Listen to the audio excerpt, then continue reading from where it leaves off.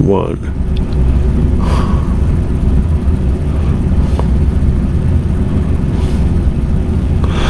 All right, hey everybody, what's up out there? This is Roller Man. We are having some major technical difficulties out of my control. I keep getting a signal from the Suno app saying that they're down. I just was wondering if anybody could get on, or if anybody was on and they could hear if we are working or not.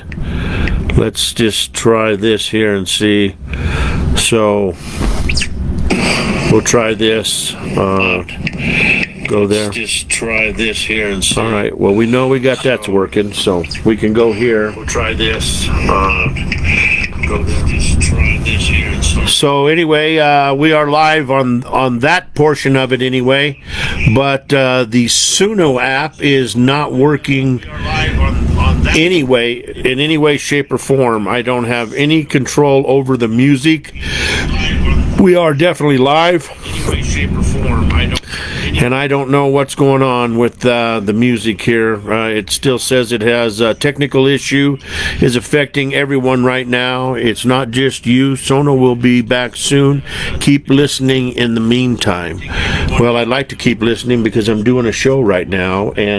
But the thing that's crazy is, guys, is that I can do a show and I can play music off my phone.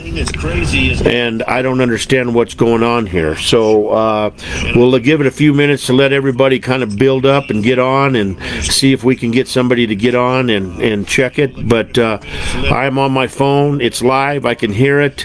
Anyway, tonight we're supposed to have Lee Plato and Shane Plato. They're on, and Lee owns a company called North Cal Collision and Customs, and Shane is his son, and he has Shane Plato Motorsports. And these two gentlemen have been friends of mine for a long time, and I really look forward to being on the show. I even wrote some music for them tonight and stuff like that, and I don't know if I'm going to even be able to play that stuff. So we're just going to have to see what's going on. So anyway, I'm going to go ahead and I'm going to shut this down for a second, and I am going to leave the feed going, and I'm just going to play some music right fast, and it'll be off of my phone. So this is Roller, and we're here on Pedal to the Metal, and I don't know if I can, let's see here, it did come up on Pedal to the Metal, and I don't know, and it's not it did come up, it's not playing whatsoever. There's something definitely wrong with the Suno app program, because I'm playing music right now and it's not letting me play it. So anyway, I'm gonna go ahead and right now, and it's not letting me. I'm gonna go ahead and get out of this and play some music here. Let's just go to music here on Suno, and we'll see what happens here. So these are some of the songs that I made today. This one here is called Jack Daniel's Saturday Night.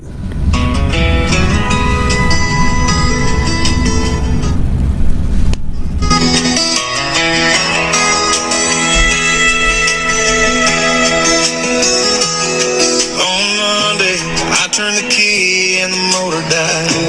Truck sat still in the driveway. Bills on the seat, coffee gone cold. Sun came up the wrong way. I kicked that tire, said a short prayer. Had places to be, but I wasn't going nowhere.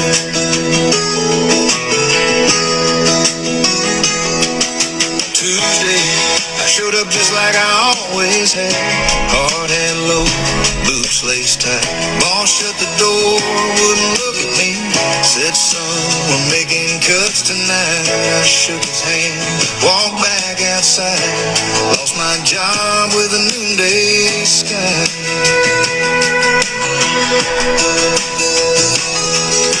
Wednesday, the mechanic named the cause, wrote it down and slid it my way. Said that engine's done, it won't run again. More money than I could ever save.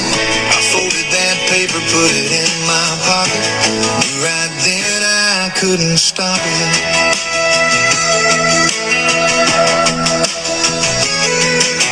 Thursday, words turned sharp and loud. Kitchen walls heard every sound. She said she's tired of barely getting by. I said I'm trying, she just cried. We stood there both too proud to bend, saying things we couldn't mend.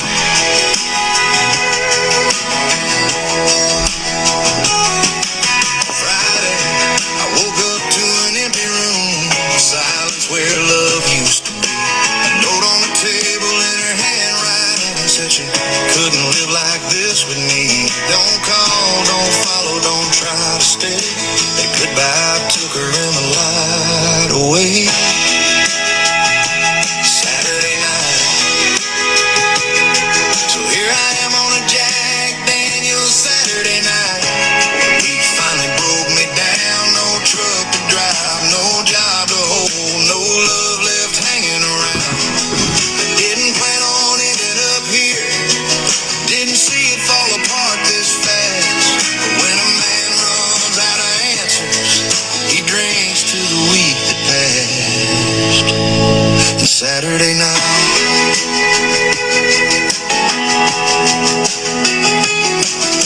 Saturday night, when you've carried all you can stand. Some weeks don't just test a man, they break him where he stands.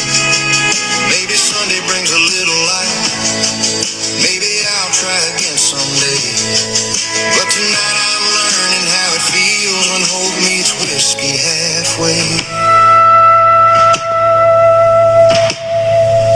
One last drink, then I'll head outside. Cold air cuts like a straight up truth. Long hard week carved in my bones, ending right here in this barroom booth.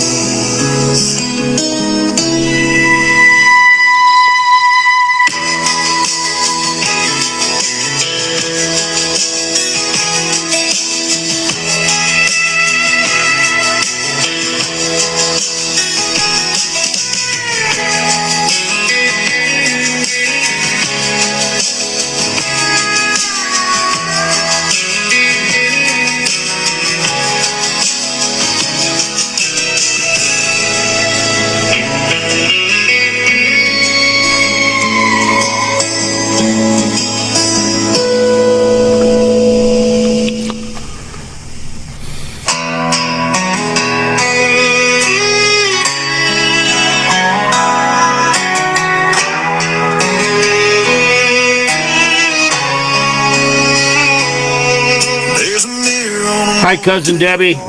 We're having problems with the Suno app. Can you hear the music? I'm playing it off my phone right now. Dust and blood still in my hair. Crowd was loud just hours ago, screaming my name at the rodeo. Now the room's just me in town, and a face I hardly lick. All right, well, I apologize. I'm not going to be able to use the Suno app tonight, so right now we're just going to, I have to leave the mic on and stuff, so we're just going to play music for right now. So sit back, relax, and enjoy. I'll talk here every once in a while. No small boots by the door to see. I always said I'd settle soon, but soon never came around. They cheered my name, I tipped my hat, thought that was enough for a man like that. The trophies don't talk and buckles don't care if you're breathing alone in a cold night air. All that glory, all that noise ain't the same as. Did you get my email? As far as the CDs, I forgot to put the box number in there. I learned the truth too late tonight.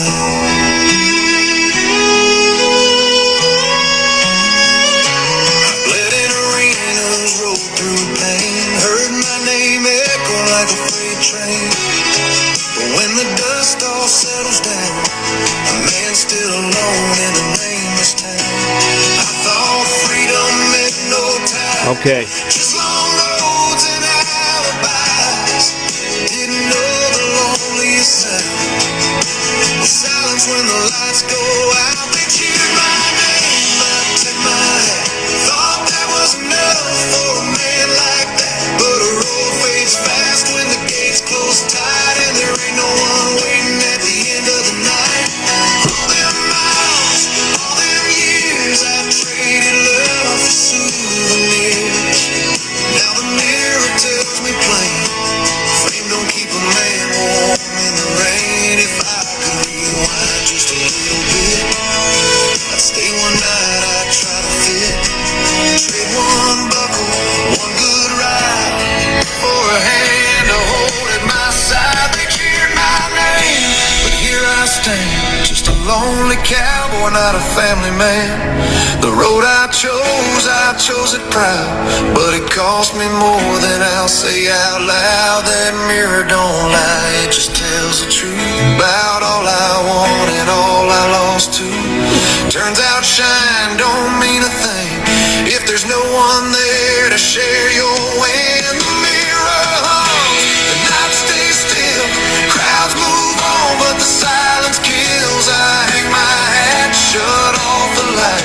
Wish I'd learned this lesson earlier in life.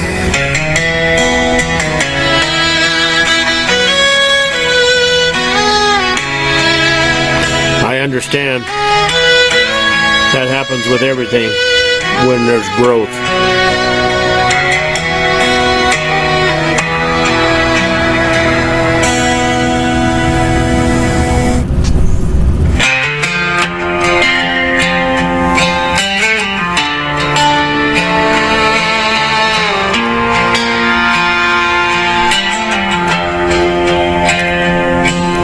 Whisper his name in town, men step wide when he came around. Fastest draw on a desert day, left more than one bad soul in the clay. But he laid those 6 guns down one night when he chose a woman and a quieter life. Traded gun smoke for fence and plow, hung his past above the door somehow. Years rolled on and the kids grew tall. Hard times came like a canyon wall. Drought in the fields, hay run thin. Cold wind cut through bone and skin. Pantry bare and the barn near dry. Livestock looking at him with tired eyes. He counted every dime he had and found himself staring at the past. We were down to our last pair of 6 guns, only thing left with any worth. Iron legends from a blood-red time, bought with fear and paid in dirt. I never thought I'd see the day when I trade my name for feed and bread. But a man don't live on pride alone when his family's hanging by a thread.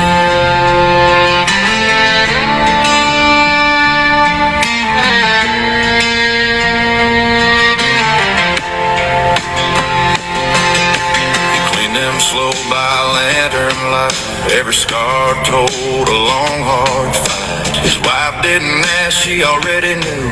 Some choices don't need talking through.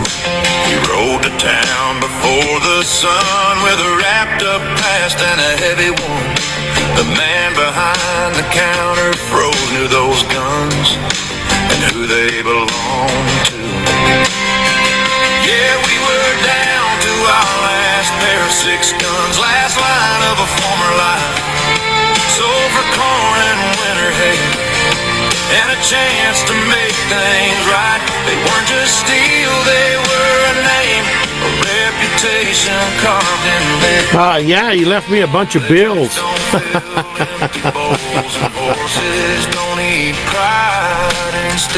Yeah, for feed for the reindeer and stuff like that. No, we had a good Christmas, Debbie. It was okay. I just wish that my other 2 boys were with us, but that's a different story. We'll have to talk about it at another time.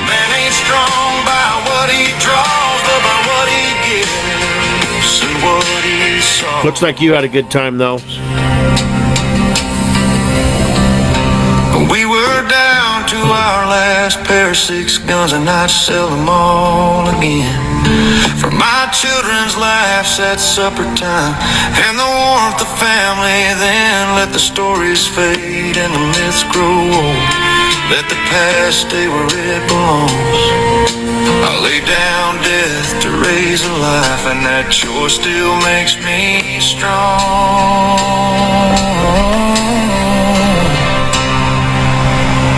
The fire burned low, the night stayed calm. Cattle fed and the kids stayed warm. No guns on the wall, no fear to run. Just a better man than I'd been before.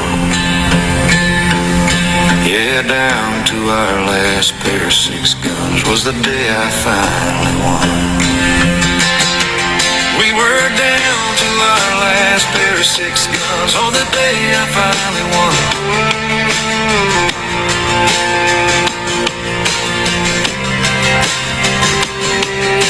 I can't even get all my songs on on my phone app. I don't know what's wrong with Suno.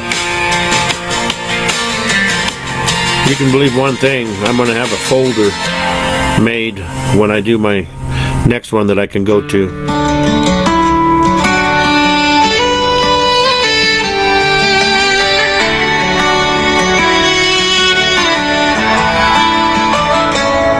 House was quiet, just a ticking clock. Dust on his boots, hat in his lap. Mama cried soft in the hallway light as he pulled a chair to his daddy's side. Fence wire cuts on a working man's hands, paid his dues on his dry old land. Got hurt doing what he'd always done, riding for the brand till the day was done. The boy said, Daddy, what'll happen to me? Boy shook hard, couldn't barely speak. That old man smiled, though the pain ran deep. Said, son, come closer, listen to me. You've been watching longer than you think, learning every lesson between the lines. You're the man. That's what I miss. I miss the time with the little ones. They're yours to guide. My oldest son kept us from seeing the granddaughter, so I think we get her tomorrow, if I'm not mistaken. I'm not sure though. The open sky in the prayers your mama said. When your heart feels broken, the road gets long, and you're wondering how you'll get through. Just remember, son, when I'm gone, cowboys don't say goodbye.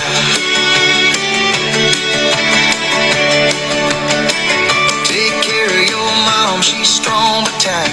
Teach your little brother wrong from right.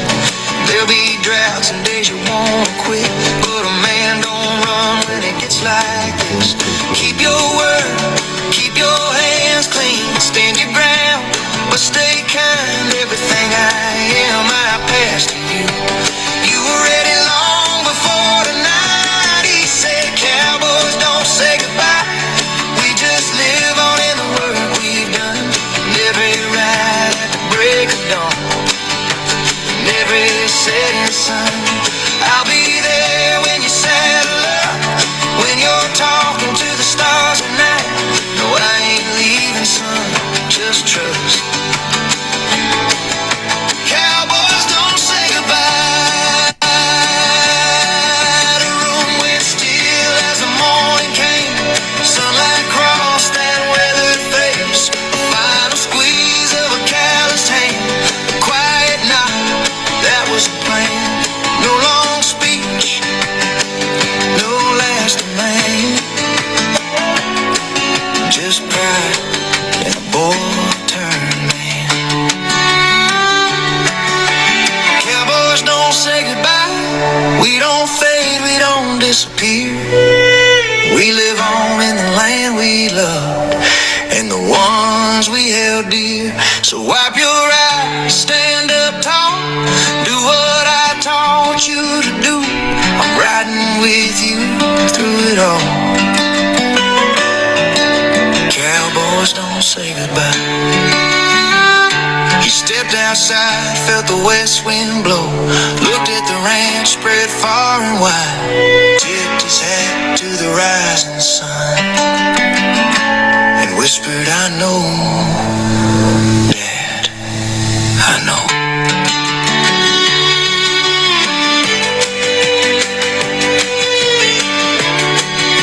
I'll check it out when I get done with the show tonight.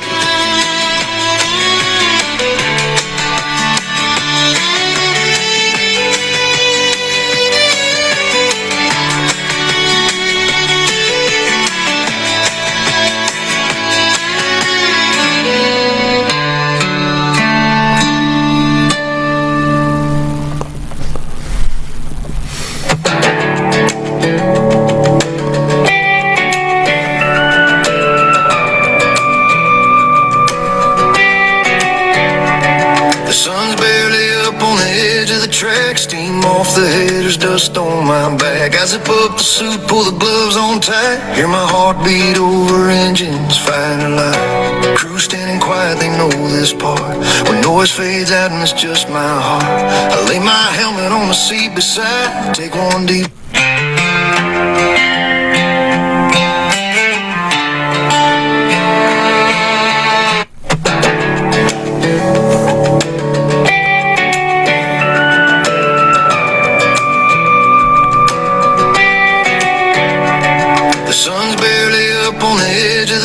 Steam off the headers, dust on my back. I zip up the suit, pull the gloves on tight. Hear my heartbeat over engines, fire light. Crew standing quiet, they know this part. When noise fades out and it's just my heart, I lay my helmet on the seat beside. Take one deep breath before the ride. Hands still shaking but my mind's at ease. Just a borrowed moment down on my knees. I don't need poetry, I don't need a sign. Just a little piece before the green light shines. A simple talk before the run is through. Not fancy, just honest, you see. I'm praying before I hit the red line. Let me push it all over, but keep it right. Let the motor sing, let the timing be true. Build those RPMs, but don't let them break through. Watch over me at the edge of the fight. I'm praying before I hit the red line.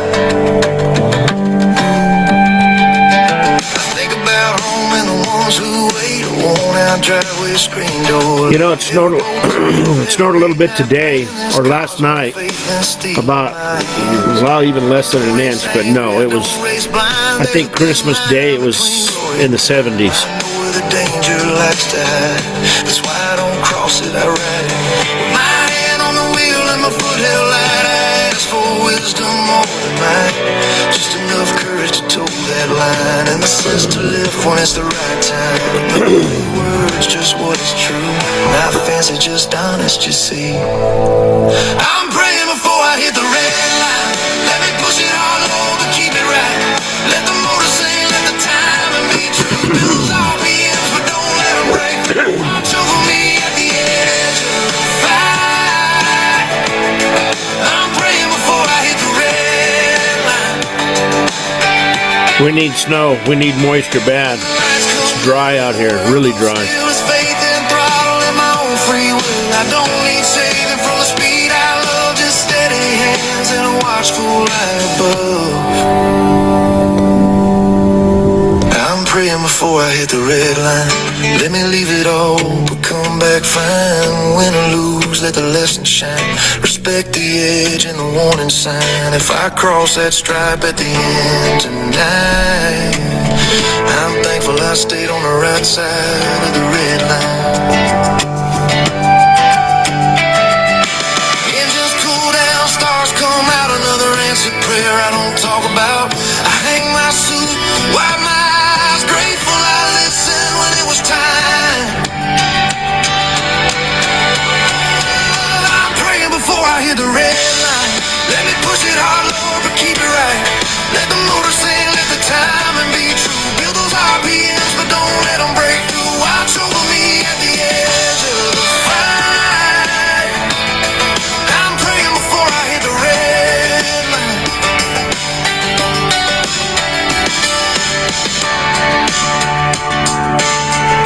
Bob's probably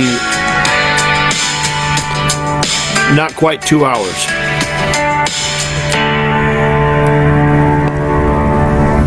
Gateway timeout. What does that mean here? I don't understand that. We don't want gateway timeout.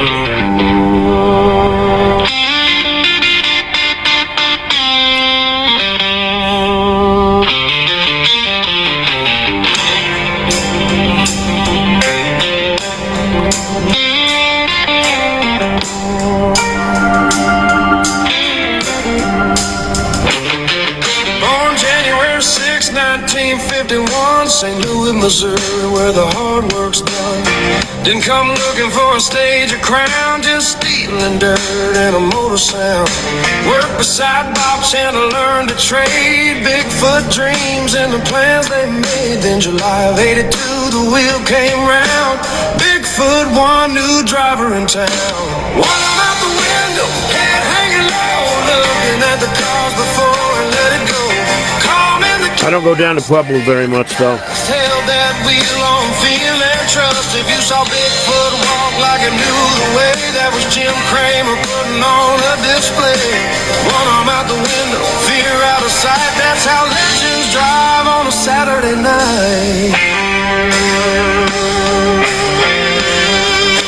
I'll have to get him up here and tell him to be on. I was thinking about having him on one night because he was a big inspiration in me into hot rods and different things like that, even though he doesn't really know that. But, you know, he always had real cool cars. And, you know, I always wished that I was old enough to drive in that era, and he was always there having the fun. So, thought about having him on one night, but I don't know how good of an interview it would be, you know. I'd like to have him live here in the studio. If the ground shook twice and the lights went bright, that was Jim Kramer on in the night. One arm out the window, fear out of sight. That's how legends drive on a Saturday night.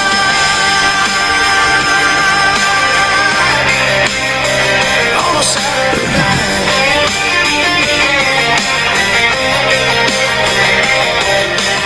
1987, Bigfoot 6, 70 feet, 13 cars in the mix. Crowd went silent, engines cried. Then he lifted that truck and let it fly.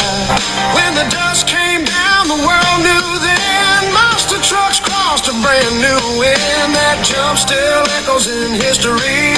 Blues, no bend in machinery. From research labs to training grounds, teaching young drivers how to keep it sound. Vice President building something true, so every driver knew what to do. From movie lights to stadium. I know that Tawny and her husband, and they brought the puppy, came for Christmas. So,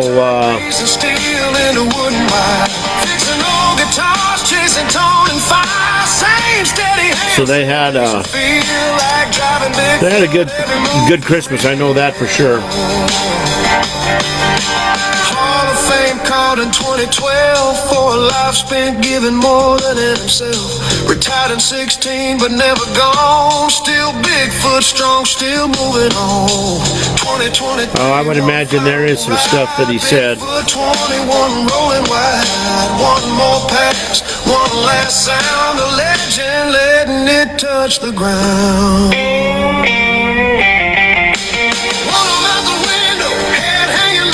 Showing the world how a legend rolls. Steel in the throttle, calm in his hands. Built this whole sport the way it stands. Still alive, still strong. Heck, you might be the only one on tonight.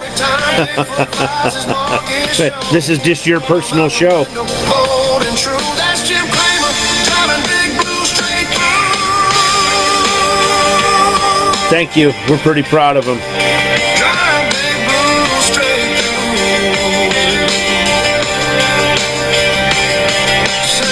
Missouri, hear that sound, Bigfoot. We love our dogs. Jim Kramer's around, one arm out the Sometimes we should have just had dogs. Jim Kramer showing how Bigfoot moves.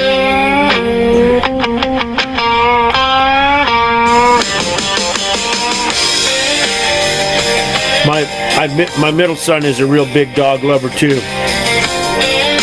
He's always doing something with them or something. And but he works at a kennel here, so he's around dogs all the time.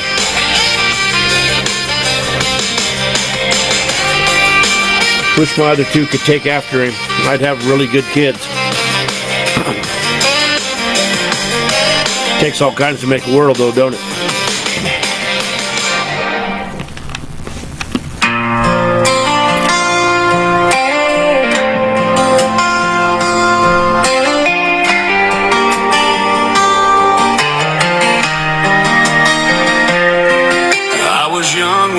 First got bit, the love for chrome and gasoline. She crossed my path all sleek and low, and her chrome bumpers and accents made her glow. Her motor sang that hypnotizing song. She was roaming Ritter Coves wide and long. One look was all it took for me. I was hooked on what a car could be. Was a 1960 Corvette, my grandpa's pride and joy, you bet. Music still sounding okay? Waxed and always clean. She was an American-made racing machine.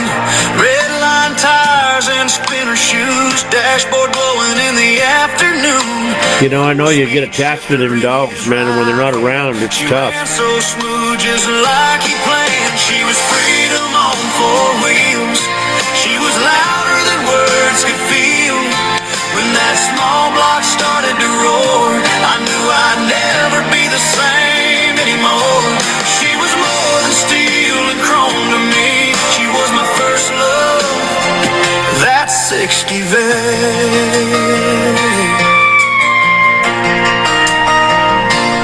She was the last of her solid axle kind. In 61 they changed her behind. A beauty queen from a different time, built to run, not stand in line.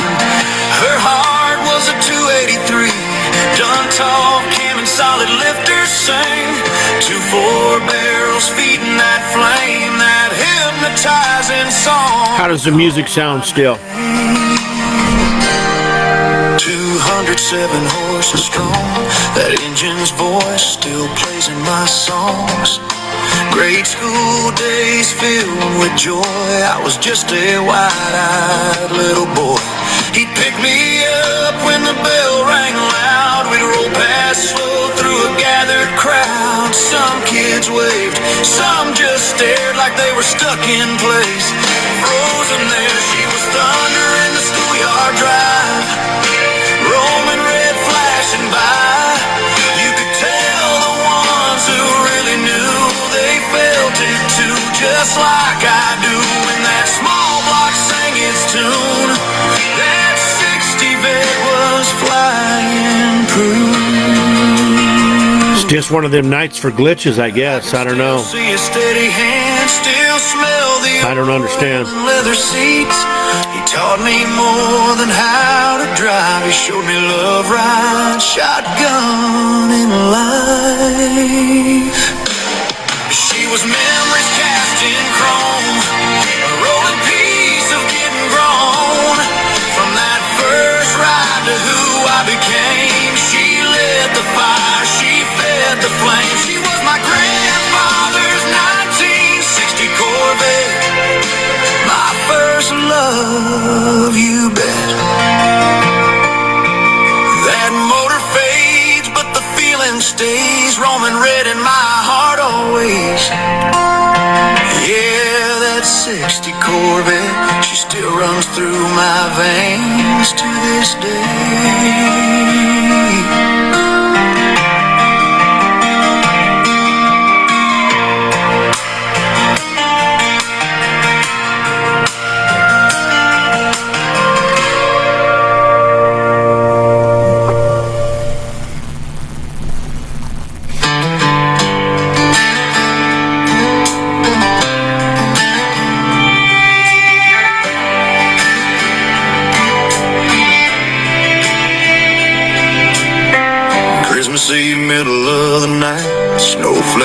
dancing in the headlights.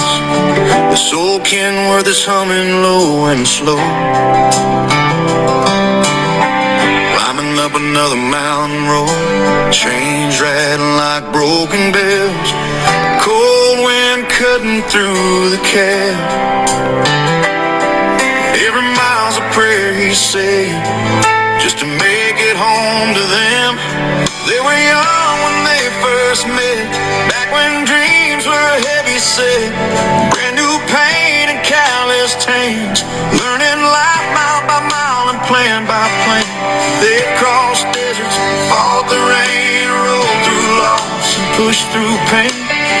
Every scar and every mile, built on trust and passing time. He ain't running from the miles, he ain't running from the pain. He's running toward a Christmas morning, and two voices calling his name. Snow and ice can try to stop him, fear-eyed shotgun just the same. He's got faith in this old Kenworth, the road they've always braved.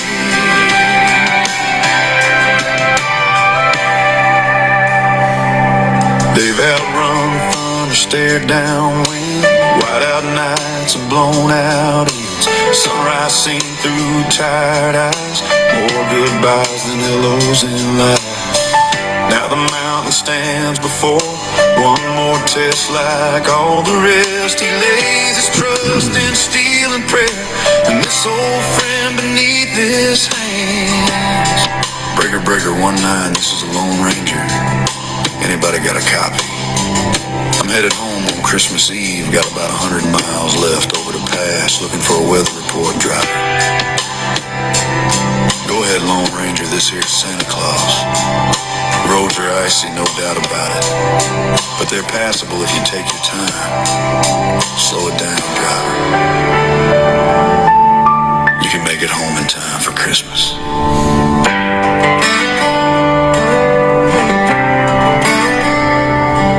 He pats the wheel like an old friend, says, come on girl, don't fail me now. She's never left him stranded yet, and she won't tonight. He knows somehow, through the dark and through the fear, headlights carving hope ahead. Every mile feels lighter now, with home pulling on his chest. He ain't rich in silver dollars, but he's rich in love and truth. Every mile he's ever driven was for them that's living proof.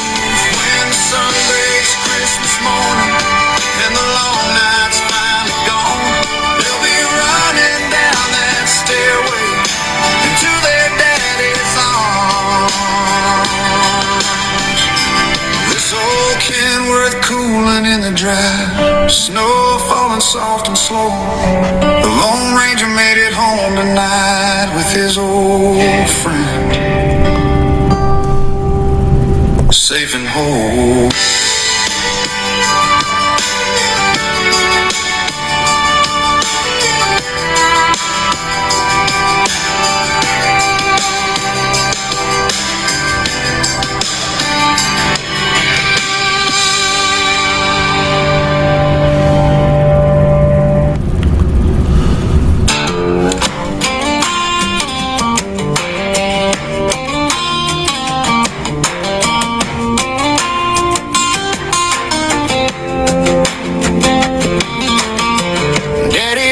Just the way he dreamed. 360 V8 4-speed machine, blue paint shining under showroom lights. Said son, this truck's built for life. Bench seat waiting on the miles to come. Late days, tailgate setting sun. That blue truck rolled like it was meant to be the start of something bigger than steel to me.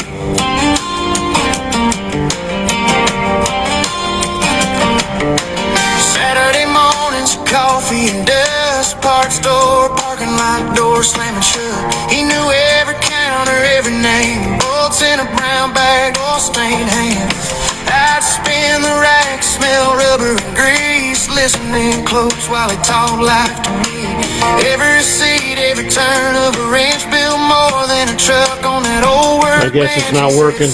What else is happening? Some lessons don't come with words. I swear I got my blue riding shotgun looking up. All right, I'm going to hang up on the phone for a minute and restart it. The bomb was true. Yeah, that fall was more than chrome and rust. It was family, faith, and trust. From his hands down to my gloves, that's how I learned blue love.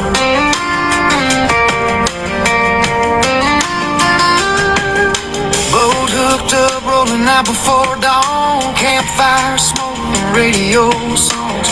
Gravel roads and barefoot days. That truck carried us 1,000 ways. He tapped the dash, say she's running strong, like the truck and him were getting along. I didn't know then what I know now. I was learning who I was becoming somehow. Every mile was a memory made.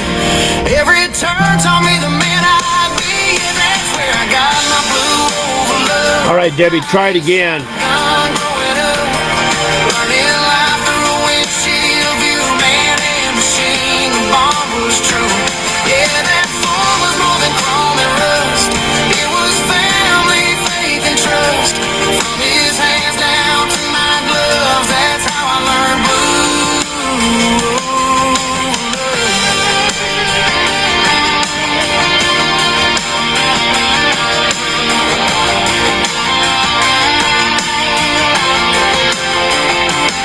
Now the keys hang right by my door. Same old truck, but I'm not a boy anymore. No wife yet, no kids in the back, just open roads and a worn out map. But I see the future in that passenger seat. Little muddy boots and Phone's not working either. One day I'll say climb on in, start it all over again. Cause that's where I got my blue over love. Passed down, never gave up. Built on miles and family time. Old Ford steel and bloodline pride. Yeah, this truck's been sent from above.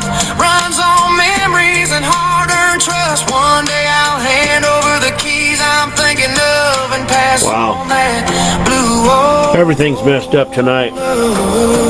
360 V still fires right up.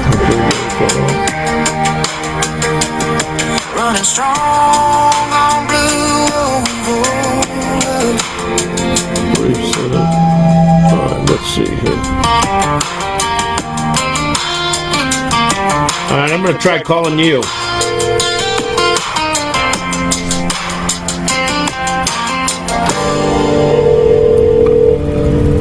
Wow. All right, I don't know what's going on. I'm just having all kinds of problems because it should have just rang. Can you hear me okay? Yeah, I can hear you on the phone really clear. I got the video muted so I can hear you, but... Right. All right, well, I'm going to probably have to call my interviewer and get a hold of him and go from there. But I don't know why it wasn't ringing in, but maybe now that we have established a phone connection, maybe it will do it again. So everything else is good. Everything shows to be good. So why don't we hang up and just try to call me one more time, okay? Okay, I'll call you in a second. Hold on. All right. Bye. Bye-bye.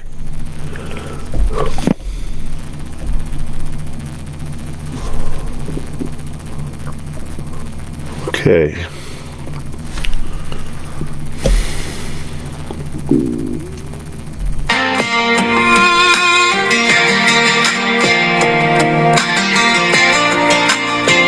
Backed up the bus, tires hitting the line.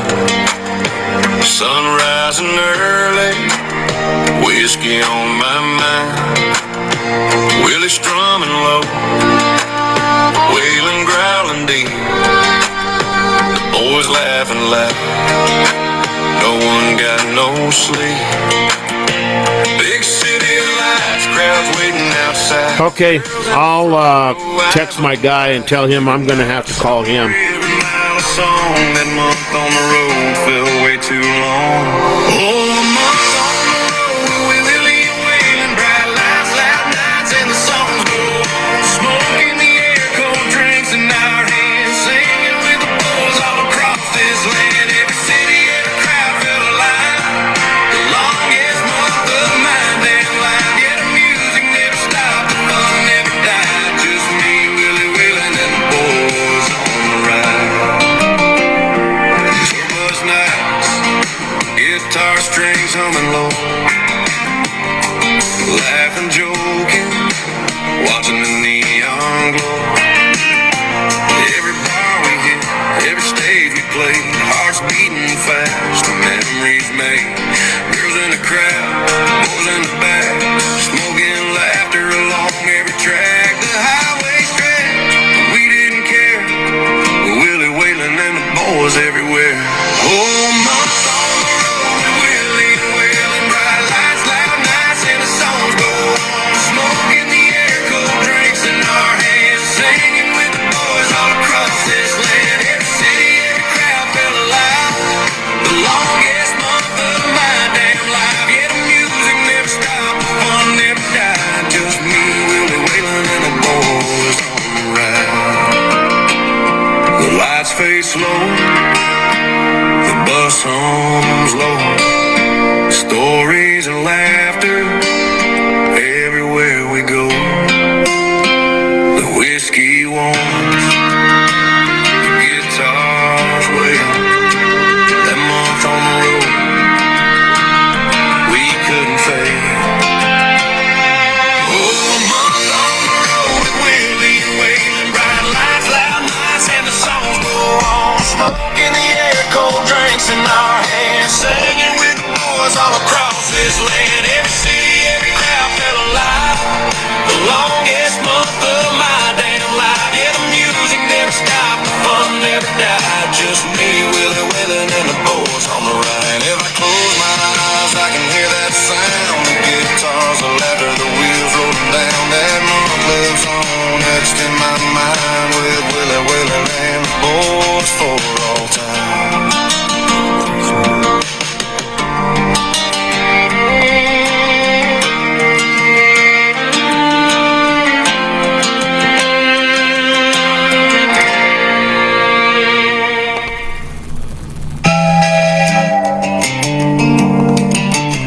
Pull up on the lot, sun hitting the chrome, engines humming like they ride at home. Red, blue, black, and white, every C10 shining in the light. Guys and gals laughing under the roof, talking torque and paint. Yeah, we keep it smooth. Need a lift, need a tune, or a shiny new bed. This is where C10 dreams are fed. Welcome to the C10 garage, where the coffee's hot and the trucks never pause. Wrenches in the air, engines roaring free. It's a happy place for you and me. Buy a truck, fix a truck, or just hang around. Every gearhead's heart finds its sound. Roll down the doors, come join the mirage. Everybody loves to see C10 garage.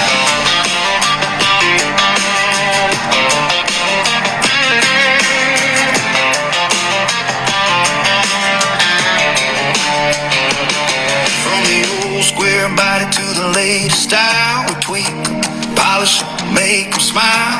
Swap out the motor, lift up the frame. Every C10 here remembers your name. Kids in the corner, dreaming of rides. Old timers laughing with stories and pride. It's more than a garage, it's a family spot, where trucks and memories are tied in one night. Welcome to the C10 garage, where the coffee's Hello, Carter. trucks never pause. Wrenches in the air, engines roaring free. It's a happy place for you and me. Buy a truck, fix a truck, or just hang around. Every gearhead's heart finds its sound. Roll down the doors, come join the mirage. Everybody loves to see C10 garage.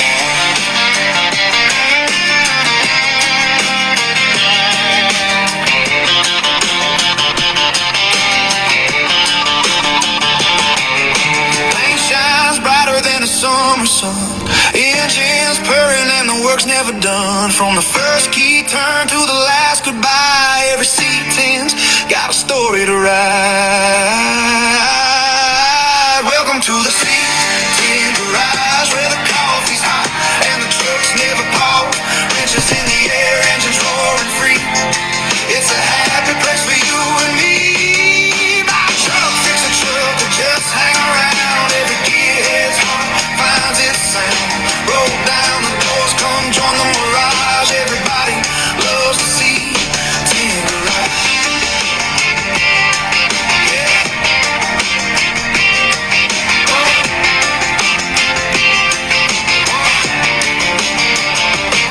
Yeah, the doors swing wide and the music plays. Every C10 shines. Raise, grab a wrench, take a ride. It's a world so large. Come find your place in the C10 garage. All right, guys, I'm going to shut the music off, and I'm going to call our guy right now, and we're going to be live on the phone talking to him. So I'm going to shut the music off. The Suno app where I play all my music and stuff is completely out. I don't know what's going on with it. So we're going to call him. I just turned the music off, so don't think that the program's dead. But we're going to give him a call right now, and let's see here. I'll call him on the studio phone here. Okay. And let's go here. So it's 707 479 0339.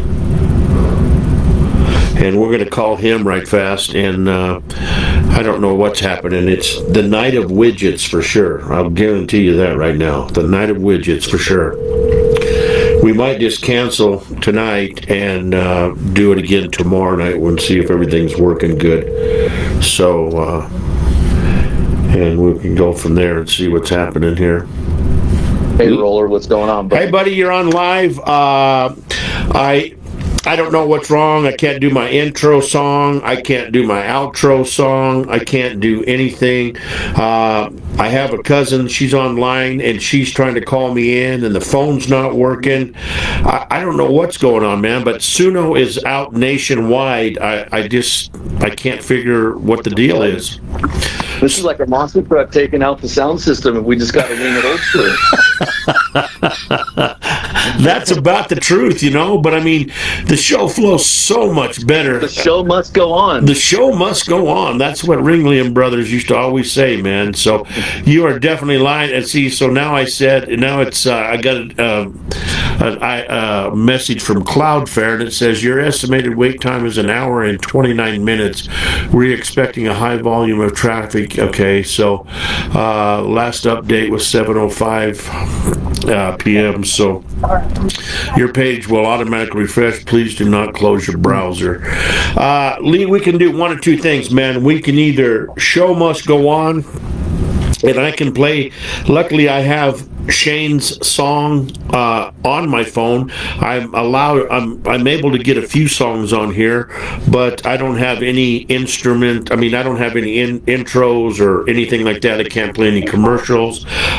If you guys want to do this tomorrow, we can tell everybody. If you want to run with it, I'm good either way, man. You make up your mind. This is your time, your show, so you tell me what you guys want to do. You know, we got a birthday party going on here at the shop. Maybe we should promote it one more day, get some more people in here. Do it right now? You want to do it right now? Yeah. Shane says he's ready. Shane's ready. That's what I love about that man, is he is ready to go, man. He's ready to go.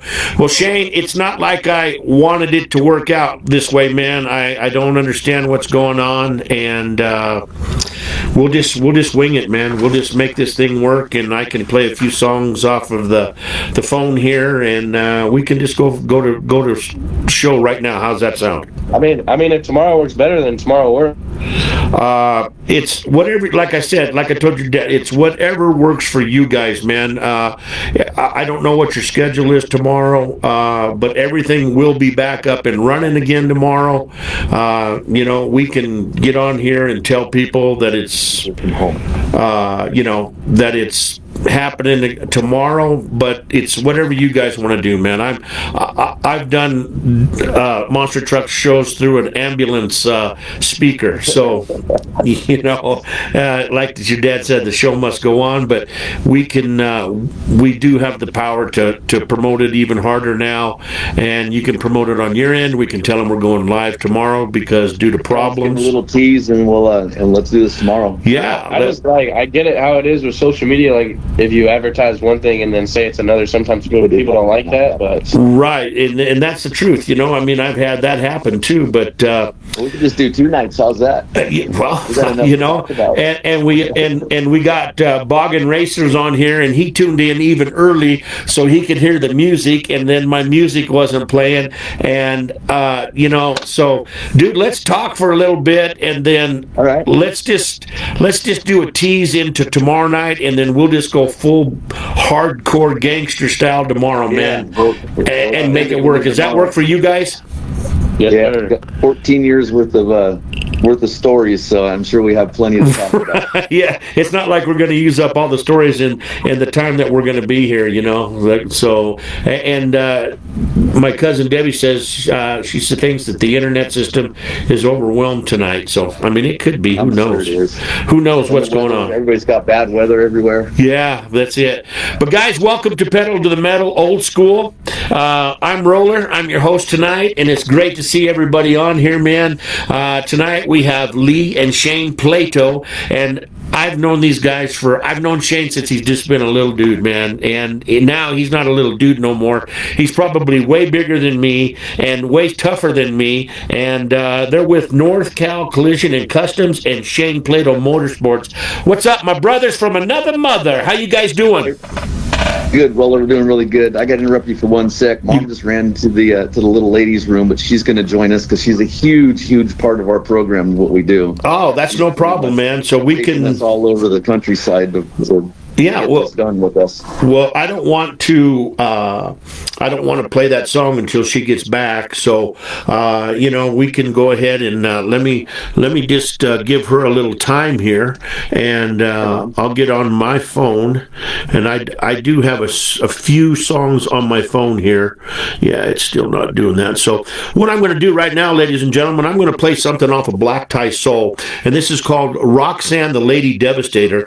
And what Black Tie Soul is all about, it's soul music, but it's about cars. And I have these friends here in Colorado and all over, and I took the cars that I like and I created these songs after their cars. So this one here is about a 60 Impala, and the gentleman that owns her, he calls her Roxanne. So we'll be right back here in just a minute. You're listening to Roxanne the Lady Devastator on Pedal to the Metal, and the mic's still going to be live, Lee, so I got to leave it on.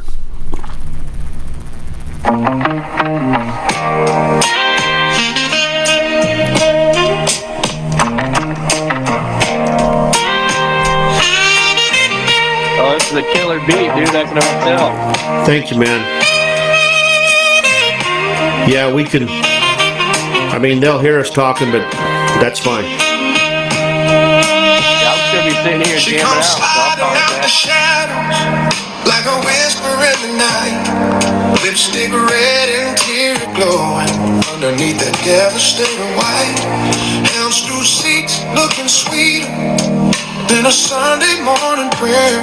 Air ride floating low and slow, babe. She's barely touching air.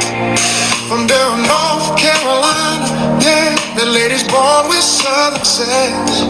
She's a 16 Impala, and every heartbeat in the parking lot beats fast. Oh, you can feel the hush, yeah, you can feel the crowd freeze.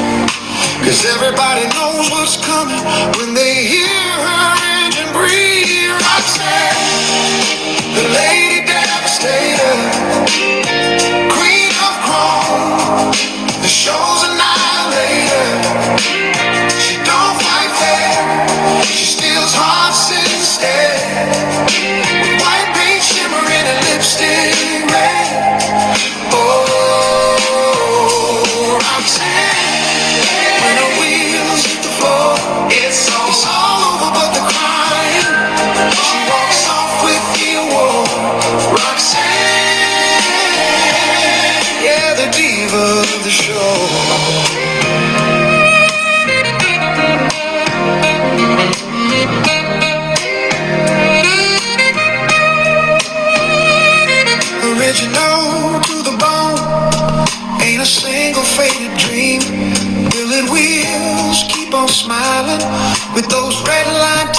gasoline, got a 283 V8, singing like a choir from above. Power glide, shifting smooth, like she's making love. C5 brakes on her shoulders, but she never breaks a sweat. Every eye locks in her presence. It's a moment they won't forget, 'cause when she eases through that gate, yeah, the others lose their crown. One look, one breath, one heartbeat, and the judges lay the pencils down. Roxanne, the lady devastator, queen of chrome, shows annihilator. She don't fight fair, she steals hearts instead, with white paint shimmering and lipstick red. Oh, Roxanne, when her wheels hit the floor, it's all over but the crying. She walks off with the award. Roxanne, yeah, the diva of the show. She just stays steel and chrome. She's history, fire and pride. She's the dream that keeps on driving with every mile she glides. And when that sun hits her body, Lord, the angels harmonize, 'cause they know even in heaven ain't a car this fine. Roxanne, the lady devastator, she's a heartbreaker, a soul shaker, no imitator. Every man, every woman stops dead in their tracks, 'cause there ain't nobody topping that Impala from way back. Oh, Roxanne, she ain't trying, she just glows. It's all over but the crying. Everybody knows Roxanne, forever the diva of the show. So bow down when she enters, 'cause legends never fade. Long live that white and red destroyer. Ooh, Roxanne, the lady devastator, born to take the stage.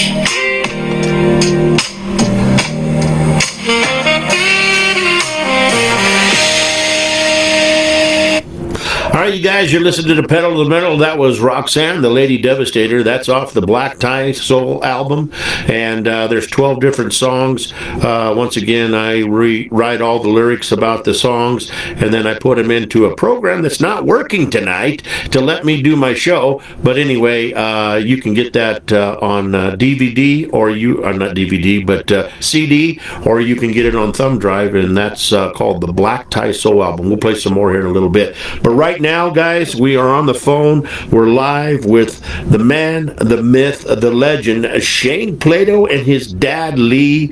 How you guys doing, man? I'm doing good. How are you doing? You know, brother, I'm doing excellent. I really am. I'm really doing good, bro, because I can remember the time we sat down in California, and you were just a little guy, man, and you were just getting started. You were Skull Crusher, and I was so proud of you, man, because you were living your dream, and you have kept it up, man.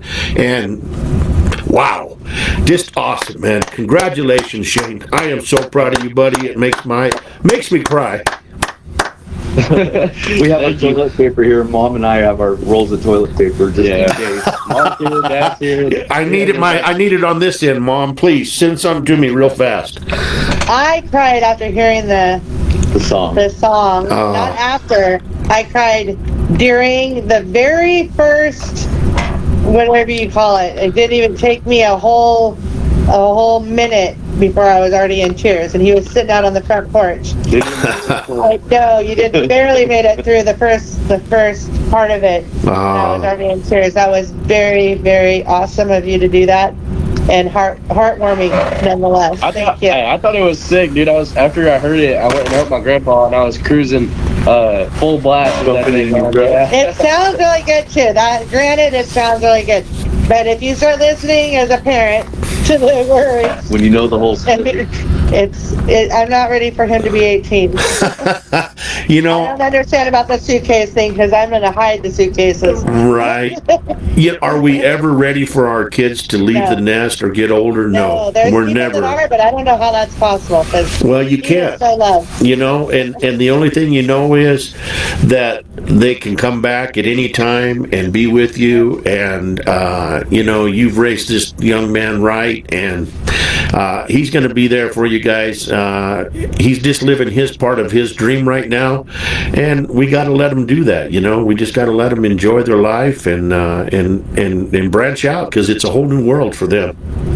Yes, sir. But speaking about family, how was your Christmas and Christmas weekend? You know, brother, I had we used to have a big family, but after my dad and my mother-in-law passed away, the family kind of broke up, and so we only had a real small get together, and it was just me, my wife, my father-in-law, and my middle son, and we had a real good Christmas, man. We got to watch movies, we got to eat good food, and Santa Claus was on Christmas Eve night, and he hosted my show, and so it was a good time, man. I mean, sure, I'd love to have the granddaughter here.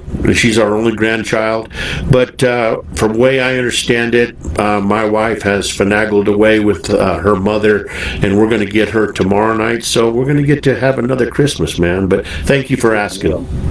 That's awesome. Of course, of course. Yes, guaranteed. People said this a lot. Yep. Yeah. So, you know, Shane, you're sitting there watching TV with your dad, and watching these guys do all this stuff, you know, Dennis Anderson, probably at the time, Dennis Anderson, and just all the big names back in the day, Tom Mintz and stuff, you know, and you're like, Dad, I want to do that. And now you're doing it, man. What does it feel like? Well, at first, when I first brought it up, I'm like, hey, this is really what I want to do. This is the coolest thing I've ever seen. Obviously, you know, he's going to get a couple laughs, and he's like, all right, well, we'll see when you're 18. But yeah, no, just it's a crazy feeling. I was just sitting at home after I started watching them. Really, I was always into cars and helping wrench on stuff as a really young kid. I was like 3 years old, spraying cars and stuff in the paint booth.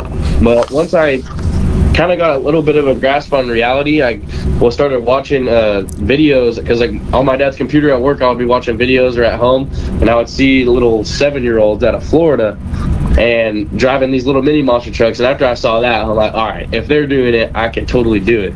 Guaranteed. And it definitely took a lot of chores and a lot of begging in order to make it possible. But through God and through my dad and through my mom, it was able to be profound. It was able to be worked out, and it was awesome. And I've just been grinding, trying to help as much as I can throughout the whole journey, and it's been nothing but living the dream. Well, you know, the thing is number one, you hooked up with probably the best little mini monster truck team out there. You know, I got a pleasure to work with Todd and KJ and their little brother, you know, for a lot of years, and we did the little school bus deal where Todd would come every day and do a cardboard cutout of a school bus, and I don't know how many times I played The Wheels on the School Bus Go Round and Round. I have no idea, but I used to hate the song so much.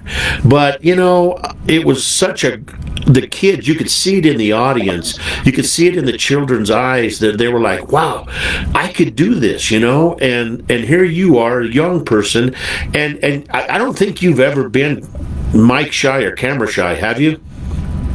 I love that stuff. I'll be honest, I love it. Well, even on our interview that day in the hotel, you were just like this professional talking. I was like, whoa, we don't have to push this kid along and have cue cards up and keep his attention, man, because he was just on the spot with answers and stuff. And you know, I think that all helps out a bunch. But you know, did you get to know KJ very well? I wish I could say I did. I met him and we got to hang out a few times. We went to the World Finals in 2017 and we got to hang out and go to hang out in resorts and all that sorts of stuff. So I definitely met him. I got to know him at that point in time of life. But after that, once COVID hit, it was really it was hard to stay in contact and get to see people. So I didn't really get to meet him, or I met him, but I didn't really get to know him towards the end of his life. But I was fortunate enough to know him and get to know him when I was younger, but I wish I had more time, which is very unfortunate. Yeah, he was a good kid, man. I mean, he was kind of thrown into the limelight of it. You know, I don't know at first if he really liked it or not, but you know, Todd sure built him and built a name with him and stuff. And then you know, Jake come along and stuff like that. You know, and Jake and him both were. I can remember Todd pushing him through the airports and stuff in a little like a twin baby buggy because they were asleep because they were so burnt out from the weekend and stuff, you know, and it was a lot for a young man. It really was, that age and stuff, but it was a tragedy that what happened to him, you know. I mean, it was just sad that his life was cut so short, you know. It sure was. Literally, my heart skipped a beat once I heard that. I didn't really know how to think. Because that was his whole world. Yeah. Exactly. Like you were saying. Definitely a hiccup in the program. There was some big plans as the kids got older. Yes. And as you were saying about the kids in the stands just having that wow factor now, saying they can do it, that was me for a long time. And to see that kid that I watched and that really got me inspired to want to join the game of monster trucking and just trucking in general, just to see that end the way it did was definitely something that none of us wanted to end up happening. Sure. So walk us through that very first night when you're sitting in Skull Crusher, your little mini monster truck, and you're at your very first show, and it's go time. What are you thinking? You know, if I'm being honest, I was like 4.5 years old, so I think... Really remember? No, I remember, but it's a little embarrassing. I think I was so excited that I was going to drive that I forgot to use the restroom before. And, I believe it. and I think I was just about to go out, like literally moments away from going out, and I'm all, Dad, I got to pee so bad. And he's all, you know what? You can take the chance, or you can just do your thing and then go out there and have fun. So, I mean, short story short, I was warm in that seat when I was going out there.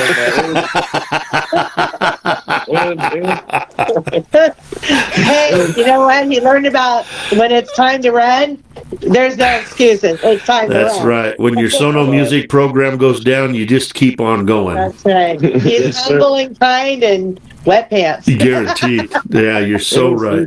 It was a surreal feeling because I'm pretty sure the very, very first time I drove, I sat on my dad's lap while he hit the gas pedals while I was steering it. But what we're talking about, the first time I personally drove by myself was the time I'm talking about right now, and it was the most surreal feeling.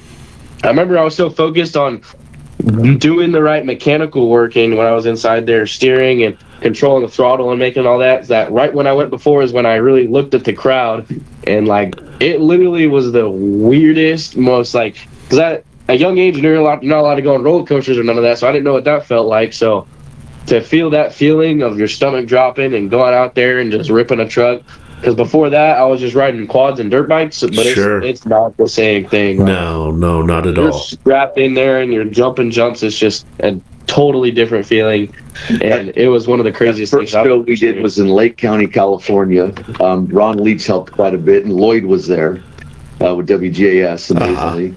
And then the second show was right after World Finals, and it was a show in Chico, California, a real big venue. Yeah, I've been there many a time. Kids had never been up jumps. We were literally walking beside the trucks, coaching them to go up these hills. It was it was wild. It's full-time monster trucking at that point, even though you're in the mini, I mean, you're going off the big boy stuff. These kids, because the show was late, right? It was 7, 8 o'clock by the time they got to run. And I'll never forget them sleeping in their trucks while Bill Payne's shooting rocks all over them and rocks fell. And they slept right through it till it was time for them to run.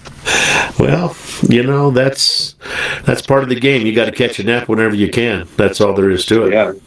But that's how it is even now, dude. We be working I remember we were just up in Sublimity this last time, and my dad ended up going, and we had help the whole weekend. But there was one night where just my buddy Daniel and I, and we had like one other guy and my mom. Yeah, Mom was there. Mom doesn't miss the parts driver. And that morning we had gotten up at 6:30 to pre-race the trucks, and we had to actually swap out a brake system on the truck. So we were just working on the trucks all day, ended up having the show, and I blew out my front differential, my third member, and we stayed up till 5. So we stayed up till the whole day. We stayed up till 6 in the morning working on it. Oh man. Went and got cleaned up. Ended up falling asleep at like 6:30. Woke up at 7 o'clock and did displays and did a parade and all that. Did the same thing all over again. Didn't really get any. But that's how it is sometimes when you're monster trucking. You know, people do not understand when they come to the stands and they're sitting there and they're watching the show. They don't know what it's taken for you to get there to that show and to put that show on. They, you know, the semi might have broke down. You know, there's all kinds of variables. Or they didn't really realize that you were up all night long and you only got a half hour of sleep, and now you're here and you're ready to go and you got to put on this act is what it's called. You know, you got to be smiley, you got to be happy, you got to do the autographs, you got to act energetic, and you don't have the energy to do that, man. But and not everybody can do that. So kudos to you for being able to get out there and wrench and know what it's about. And that's why I was so glad when your dad told me that you were thinking about doing your own monster trucks and stuff like that, because that teaches you. I mean, these don't get me wrong, these people that work for Monster Jam, they're awesome. These drivers, they do some amazing things in trucks. I cannot take that away from them. But they fly in, they fly out, and they don't know what it's like to have to work on a piece of equipment because they got somebody doing it for them, or they might help out a little bit, but it's not like what you're doing. And I think that's going to make you even a bigger success. And I think you're doing it the right way, and it makes me so happy that you're doing it this way.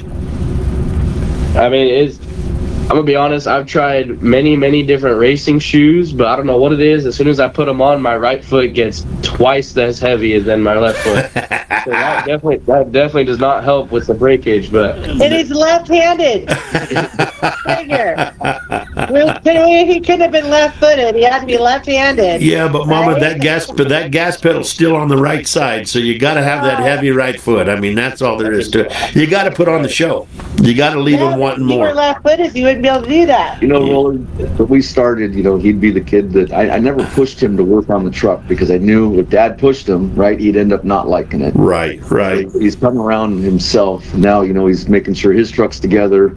He'll make sure my truck's together, and then he'll go around the pits and help everybody else get their trucks together, because it's a family. We're there to put on a show, and not everybody got there easily. You know, so some people, you know, everybody's tired. It's a lot of work. Yes. So it's good that everybody helps each other, and it's pretty amazing to see him grow and learn what his truck does. Like, he'll come in and be, you know, Dad, hey, there's something going on in the front drive line, and I'll check it, you know, and it's like, sure enough, it's, you know, it's time to change it. And so instead of just breaking it, tearing up and doing a bunch more damage to the truck, he now will save it and let me pull that drive line out, and he'll go finish the show in rear wheel drive and do a phenomenal job instead of just going out there and breaking it, and, you know, not being able to diagnose his own truck from that driver's seat because he's working on it. Yeah, and that's a big deal, because especially when you're did that for you. right, especially when you're doing a 4-show weekend or something like that, man. You know, Right. and you got to be ready to go. So if Because I am very happy. that's awesome, Yeah. that's awesome. That We you got can Mom do here in the background going, okay, that was just an example that we just did, and she was a big part of that last one. So everybody wanted him to be a superstar. Tell him. Everybody wanted him to be a superstar. Mom. there's drivers. There's a lot of monster truck drivers out there that have different ways that they like to drive. There's drivers that go there to, let's say, they don't want to beat their truck up. They want to go there and get paid. There's drivers that go there to make their boss happy, or, you know, there's those crazy drivers like me who just like to go out there and just absolutely just give it everything she's got every single run. And for those drivers that are crazy like that, there's times where you cannot just go out there and tear it up. There's times where the track's too small to do that. There's times where your truck's holding you back. Or there's times where it's just really not a smart decision to make. And to be able to have that self-control and control your temper and control the way you drive your truck in a situation the way that you need to, it takes a lot of mentally practice. Because I've had times where I've been told to take it easy and I did not take it easy. And I definitely learned the hard way where I'm all night fixing the truck by myself because I made that decision. So let's just say that doesn't happen anymore. Right.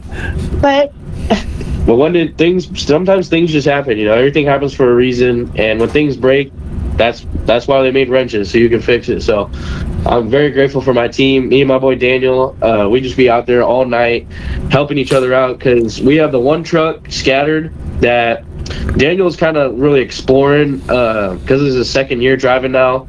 He started just learning how to really drive the truck this year. Last year he was kind of just trying to make my dad like happy in terms of like not trying to break the truck, but now he's starting to explore and stuff, so now he's starting to break things. So I'll help him with his truck, he'll help me with my truck, or if sometimes they're both really messed up, we'll both each work on our own set. And sometimes it'll even be a race, like who can get the truck done the fastest if it's the same part. And then whoever gets done quicker will help the other person. But Roller, I don't know what it is with these two, but if Shane goes out and rolls, Daniel will go out and roll in the same damn jump. Shane rips the wheel off, breaks the spindle. Daniel goes out and breaks the spindle. You can almost call it that it's going to happen. Well, I guess it's just it's I don't know what you'd call it. To be honest with you, I'm just sitting here trying to think of a word that it would just be. But I mean, it's just like a true team. Hey, my teammate did it. Now I got to go out there and double do it myself. Right? But no, guys. Learn how to work on all that stuff because he breaks the same thing almost every time. It gets a lot of practice, huh, Jane? yeah. And then also go back to that whole, he asked you a question about that and I had my hand up. You had my hand. I didn't see you. I'm sorry. You're sitting in the back of the classroom. So I'm like with my hand up. No, my turn. My turn. So everybody wanted him not to work on the trucks because he had to drive the trucks. Right. He's not a Monster Jam driver at 4 years old or however old it was. So from 4 to like 8, it was a struggle for me as a parent because like Lee had just told you that he didn't want to have to tell Shane he needed to work on his truck and stuff. But when everybody would tell us to, when he's needed, they'll come get him to work on the truck. And I kept telling Shane over and over and over again, if you're going to have to learn how to work on that truck because if you break, and you need to be able to tell them what needs to be fixed, even if you're not the one doing it all yet, you'll learn. Right. And from that show that I talked to you about that forward, he was helping at every show. Yep. And it was very intermittent. And it was just because of the age thing, because he's growing up in this, not an adult just dropping in on it.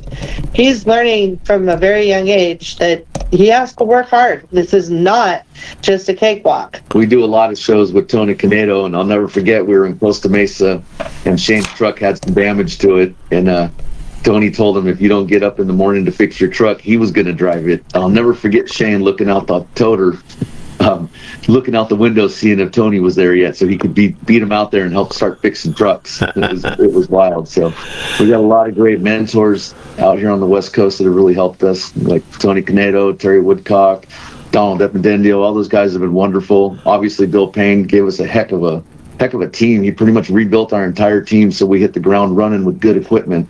That was a big thing. We got to thank all them and the promoters that let us run. I mean, at 5 years old, there's not very many people that will let a kid go out there in front of 3,000 people and drive a third scale mini monster truck. So, the John Borbas, the Danny Torgesons, Bill Payne, when Shane first got in that big truck, we were really picky about what venues he would run at because he was 13. And right. You can't have a kid go through the fence at a local rodeo grounds, and Bill does all those racetracks, so it was a perfect venues for Shane to be out there to run.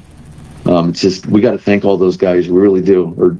Shane would just now be getting started. Like he just turned 18 a day ago, and it's pretty amazing that he's 14 years into this.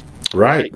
It's wild. Well, and just think in the next 14 years how far ahead of the game you'll be and how many people you will help along the way that's getting into the business. I mean, He's already doing that. Yeah. see, I mean, and that's just the kind of young man that you are, buddy. Your mom and daddy's raised you great, and I'm so glad to hear that you're paying back, because that's what the Bill Paynes and the Terry Woodcocks and everybody did for each other. They all got help along the way somewhere, somehow, and they're just paying back because of the sport, man. And it's the good ones that make it work like that and make it a pleasure to work with. It really is a giant family. It really is. Is a giant family. It is, and we all get on each other's nerves. We all get mad at each other, but it's because we're all so passionate about this. It's the truth. Well, you seen the other night, Lee. He was on when I was, and I just looked down, and there was a gentleman on my show that I hadn't seen in a long, long time. And this guy is family. I mean, this guy, it meant so much for him to be listening to my show that I lost it, man. I had to stop, go to a song and recompose myself and just get myself back in gear again, because the fact is that this was family. The family was out there. And we got a gentleman on here. I don't know if you know Sean Green or not. Sean Green does a lot of photography back in Louisiana and stuff.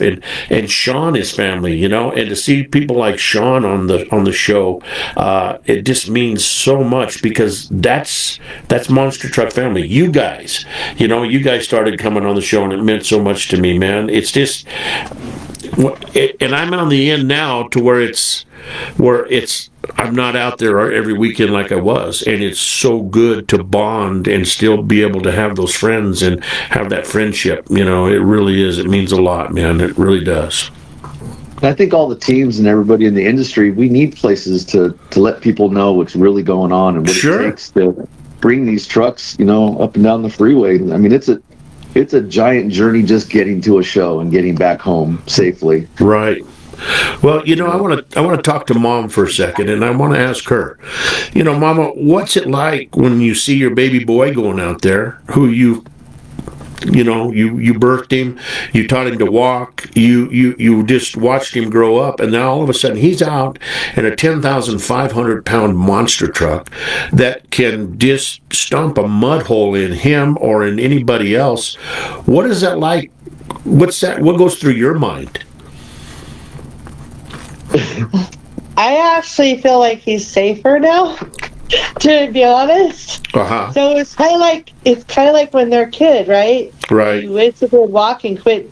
You don't want your kid to go to the police station and think their mom hit him in the face, because they fall on their face all the time. Right. So what happens is he's in the little mini, right? Uh-huh. And breaking it all the time. The thing could heat the tires on it. So I was always worried. Like, he'd roll it, and I was freaking out. And if he lost his front tire and he came down hard, I was freaking out.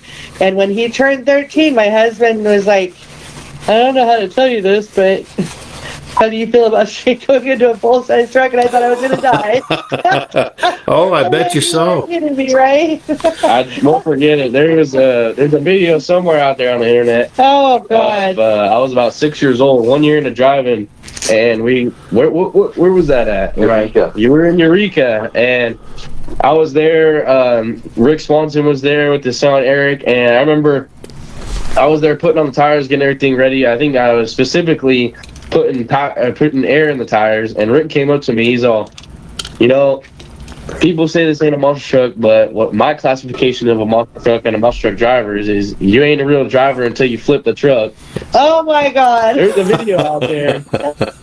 Exact show.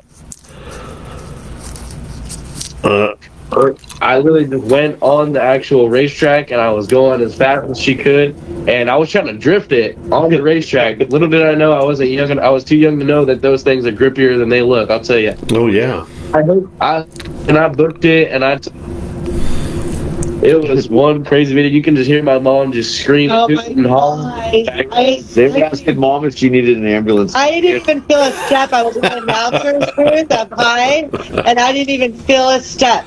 going down. It was like I flew down faster than my feet could move, and I ended up at the bottom of the stairs, and I don't know how. Yeah. I was freaking. But now, so the whole point is like, look, about darn time you put some tires under that boy's truck. That's the truth. Wild. But, so mom and I have been together since I was 17, and I've always been wild with the dirt bikes and stuff. And they say, you know, racing's in your blood. So Shane definitely has it in his blood. And mom she's had to, you know, I won't wipe some certain areas because I was hurt so bad, breaking bones and everything. So he was going to follow in my footsteps. So it was definitely good that we put him in a roll cage and seatbelts. And that was my thought. So that's the. She didn't want. There's a whole lot of reasons to go through all the pain I've gone through in my life. Right. Yeah. So the answer to the full-on quick answer to that question is absolutely feel like I don't fear for his life right now.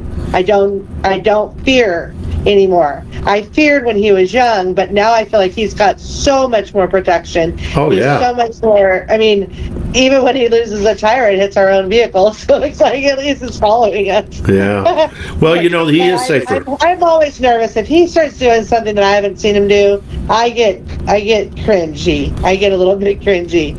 So I don't know. I will always worry about him. Am I scared when he's out there? Only if he does something really bad. You know, the trucks are amazing nowadays with all the safety equipment we use. Yeah, and that's why all the driver gear, the seats. I mean, we're ratcheting ourselves into these things. We got the fire suppression. They're pretty darn safe.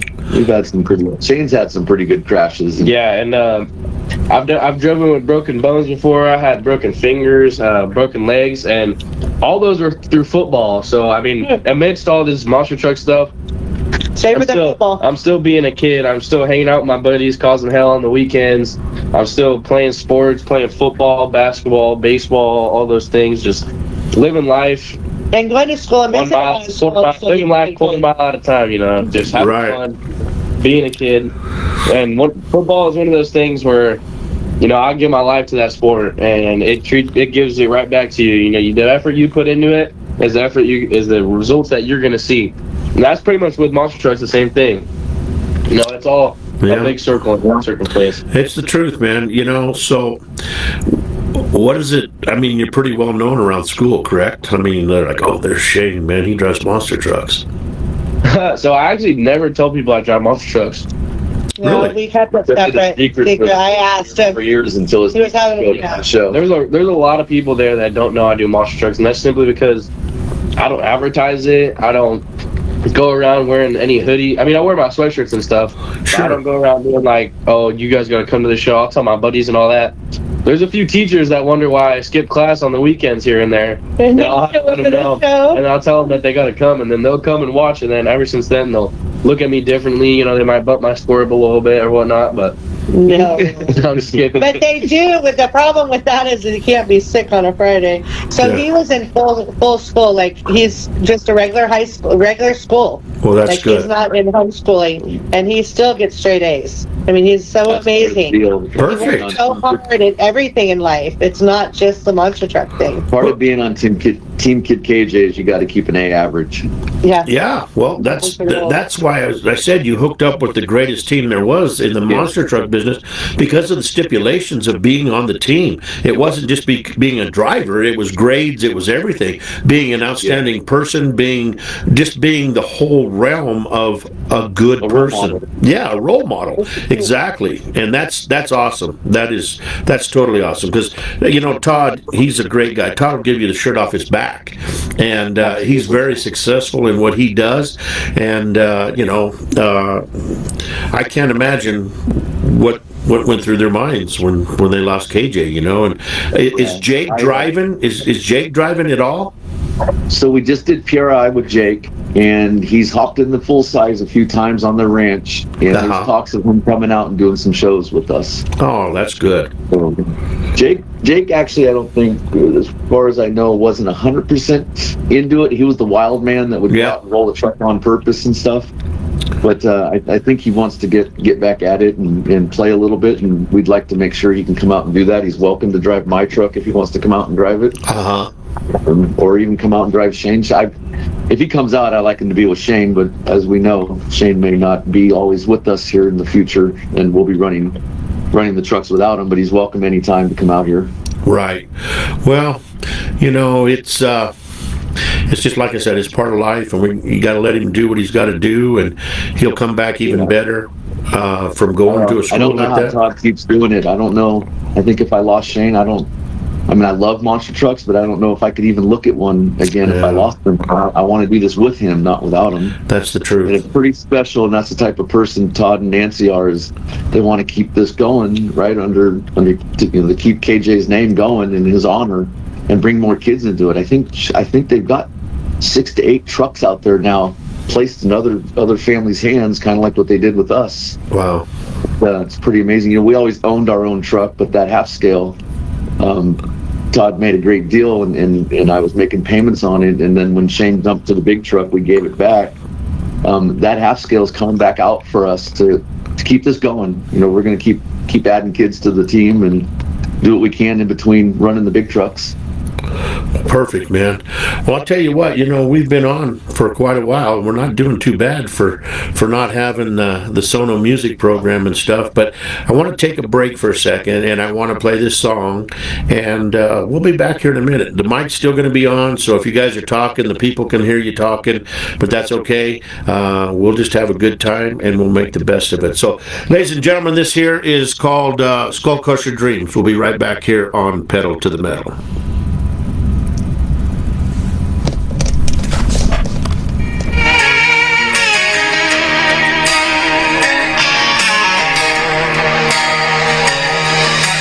Saturday night, couch warm thin, TV glow and the sound of engines. Little boy with his eyes locked tight on dirt and fire and the flying tires. He said, Daddy, one day that'll be me. Dad smiled slow, said patiently, son, dreams take time, they don't come fast, but if you want it bad, you make it last.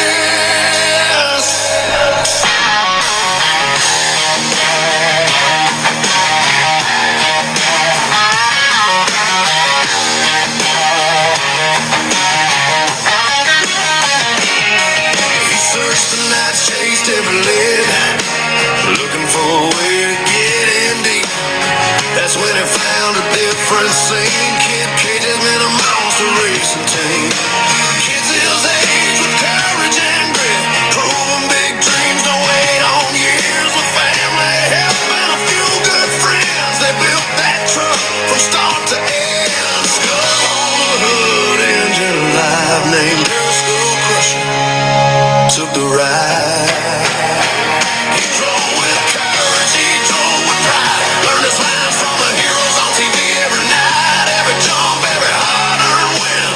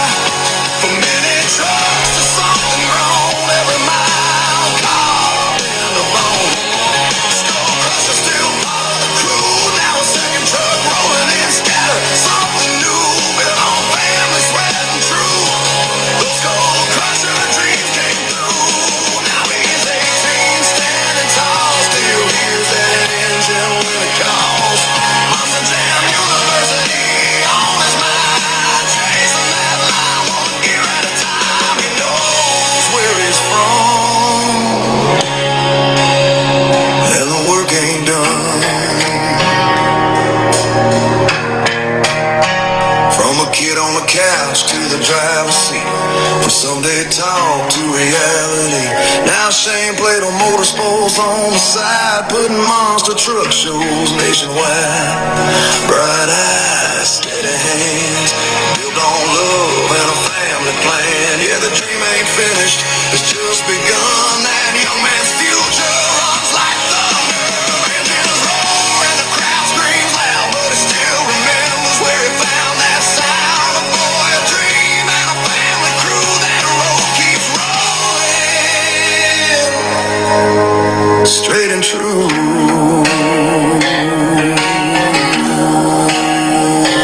Go crush a dream.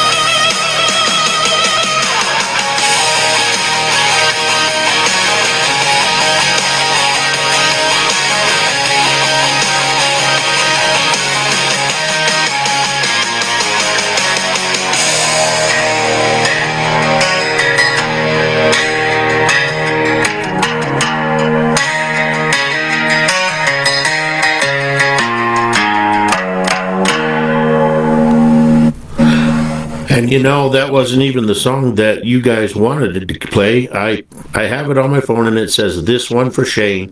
I pushed it and it played the one below it. So we might as well just have all the widgets in the world just completely rain down on top of Roller tonight, you know? Why not? Why not? So, but before we leave tonight, we'll play the right one. I'll go to the one that I text you, and I know that'll play for sure. So, but anyway, you know, guys, we're sitting here and we're talking to Lee and Shane Plato and Mama Plato, and we're having a good time, man. We're making it work. We're going old school is what we're doing, aren't we? Yes, sir, we are. So, big trucks. Now that you're in the big truck and stuff like that, what's your plans? What do you want to see after you get done? Or let's stop for a minute. What do you hope to learn at Monster Jam University? I hope to really just learn how to be comfortable. You know, I'm pretty comfortable in the seat, talking on the mics and talking in front of people, but I've never talked in front of 20,000 people or 30,000 people before. So that's definitely going to be a big step in my career that I'm going to be needing to change. But I'm really just more so just looking forward just to hanging out and really just enjoying it as far as learning more and more. I like learning in the field, like learning how to work on the trucks and stuff like that. Right. So that's what I'm really looking forward to. But I'm not really too sure what they do at Jam University, but I'm pretty sure it's mostly just like how to talk on a mic and they teach you how to drive, as far as I'm concerned. Right. Yeah, like show how the show flows and all that stuff. Well, just a little advice from myself: when you go into a big arena, there is a delay. And you'll say something, and then a few seconds later, you'll hear what you just said. And that messes with somebody's mind a lot. And the way that I got through it is I put earplugs in, and I just kept talking. That way I didn't listen to what I was saying. I just kept on talking, because those big stadiums, there's such a delay by the time that you get from the microphone up to the sound booth, from the sound booth to the speaker system, and then the speaker system out and down to the floor, that it's a little tough sometimes, so just be prepared for that. That's my first time. I was like, whoa, who else is talking in here? And it was me, but it was just such a delay that it really messed with me. And I had a good friend of mine, and he said, hey, put some earplugs in your ears and it'll really help out. And it really did. I mean, it really helped out a lot. You could still hear the questions asked, but you really just didn't pay any attention to the sound coming, the feedback, the delay, I guess is what I'm saying. So be prepared for that. See how that would mess you up. I could totally see how that would mess you up, and that's great advice. Thank you very much. Yes, no problem. And I mean, that's just something that I learned. I mean, nobody ever helped me, and it was kind of eerie at first, but you're going to be okay, man. You're going to be good. You know, I don't know anything about the Monster Jam folks. I never really tried to get on or anything like that with them. I was really just in my realm with Danny. You know, Danny and I started Monster X Tour. I was his first announcer, and we went from show to show to show, and I announced, I built the tracks, I did a little bit of everything, you know, and it was just, I kind of made my home with Monster X Tour, and I did a few other shows, you know. I worked with Paul Schaefer Motorsports and stuff, and then of course you know, AMP bought Danny and them out, and so I became an AMP employee, and that was okay, but AMP, they wanted to tell me what to do. They wanted me to wear an earpiece and tell, okay, now say this and now say that, and that didn't go good with me. I'm not that guy. You're not going to tell me, because I'm like you, Shane. I learn in the field, and I thrive off of that question. You know, usually that question that you ask, you're going to get the next question in that first question you ask, you know. So exactly. I learned that, you know, and I didn't want anybody in my ear, and so I didn't last real long with them, because it just didn't work out for me. I wasn't wanting to go to that route, and I think that's what Monster Jam is a lot, and I'm that guy that wants to be out there in front of people, so it was a better deal for me just to stick with Danny. Like tonight, you know, the show must go on, the live entertainment. The choreographing stuff is kind of cool, but it's really cool when you're just out there doing your thing and entertaining people. Right. On the whim, you know. I think that's the best. Oh, I do. I have to agree with you 100%. And that's one of the things that, you know, by doing your own monster trucks and stuff like that, you'll be able to learn how to do that, you know, and not be told, hey, you got to do this next and you got to do this next and stuff. You'll automatically know what to do. It's just like Bill Payne. How could Bill Payne ever work for Monster Jam? It wouldn't work. He's a one-man show. That guy is a one-man show, all the way down to driving the water truck. Guaranteed. I mean, just amazing. Just totally amazing. I can remember the first time that I ran with him in Green Bay, Wisconsin, and he had the little Jeeps, and Terry Diedrich had me down on the floor in these entrance to the grandstands, and there was concrete all around me, but I told Terry, I said, I'm not going to sit down here, man. That man's crazy. I said, he'll land right in this thing, right in the middle of my stand, and I'm not going to do that. So I moved myself up. But, you know, after a while, I learned that Bill was in total control. Bill knows what he's doing. You know, you just run with him long enough and you learn. And it's just. I think that's what I love. I love about this industry. I think that's what I love about what Shane's doing, whether he wants to admit it or not. He really mimics a lot of Bill Payne and a lot of how Donald Ependendio runs. Both great drivers, both. Like he's trying to copy what they're doing, and hopefully takes it to the next level. And right. For me, I don't know what it is, but I look up to Bill so much. He gave us such a phenomenal head start, giving us, I mean, right down to the hauler, our trailer, the truck. If we would have started running the truck we had, I think the cage would have collapsed on Shane. Like, we wouldn't have got through shows. We wouldn't have been hired back. Like, we hit the ground running with the most phenomenal equipment, and it worked out good. Bill was very fair to us. It was through COVID, so working on our stuff helped keep his guys going. It was wonderful, and I don't know what it is, but every show we do, it's kind of like, you know, when you're running for your dad, you want to make your dad proud. Yep. And I hope that we're making Bill proud for what he's done and how the help he gave us. It's priceless, and it's tough love. I mean, he'll let me blow up a motor. You know, I remember we were running the wrong flex plate, and I was sending him pictures, and we were having trouble, and he's like, "Yeah, you're gonna blow that motor up." And I'm kind of like, "Yeah, no kidding. We're blowing every other motor up too, because I don't know how to tune them." And as soon as the motor blew up, he's all up. Now you need to change the flex plate because you're running the wrong one. We're rattling the motors apart.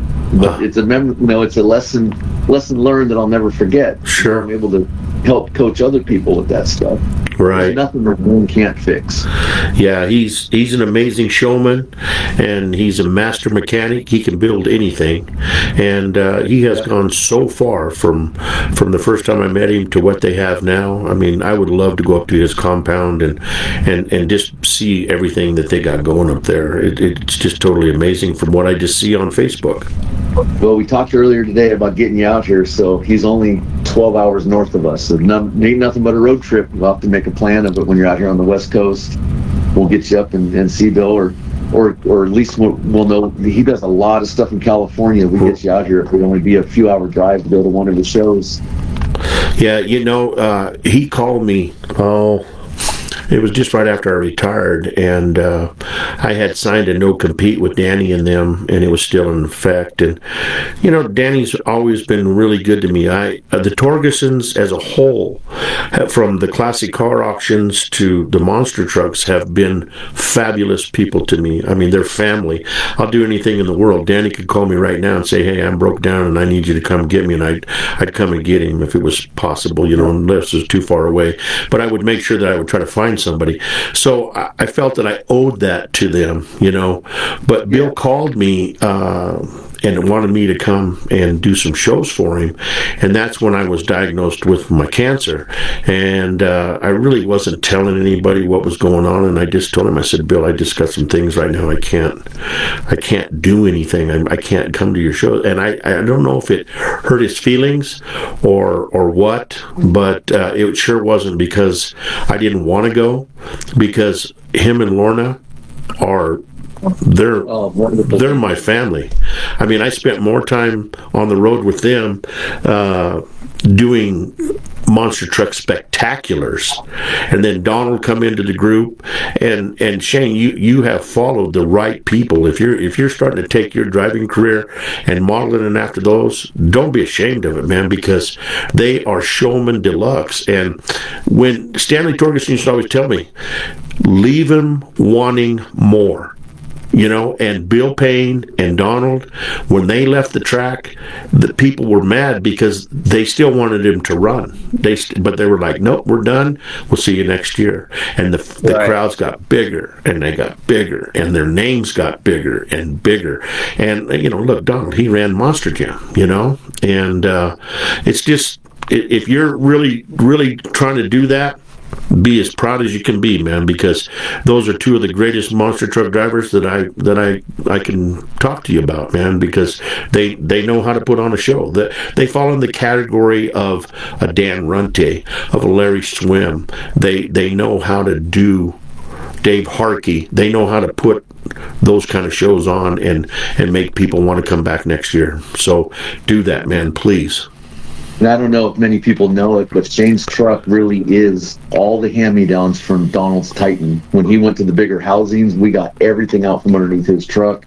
Him and Donald and Bill's been building all the bigger housings. So we're trying to work it out where we can get all the stuff to go the next step with Shane's truck. We're trying to get a new chassis that Donald actually has. He was building for Becky, and it looks like we're trying to really end up with it. Buying this new building's kind of throwing a wrench in getting that brand new truck.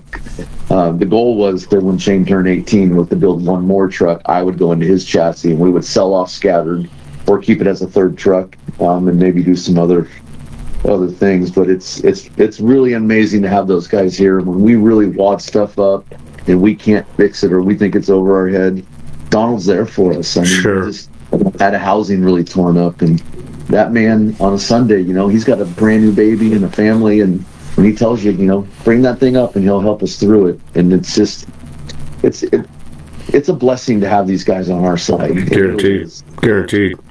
And they are phenomenal role models. Like, they are, to me, the top guys in the sport that you want to be. I have to agree with you. I'm a super fan at heart. I really am.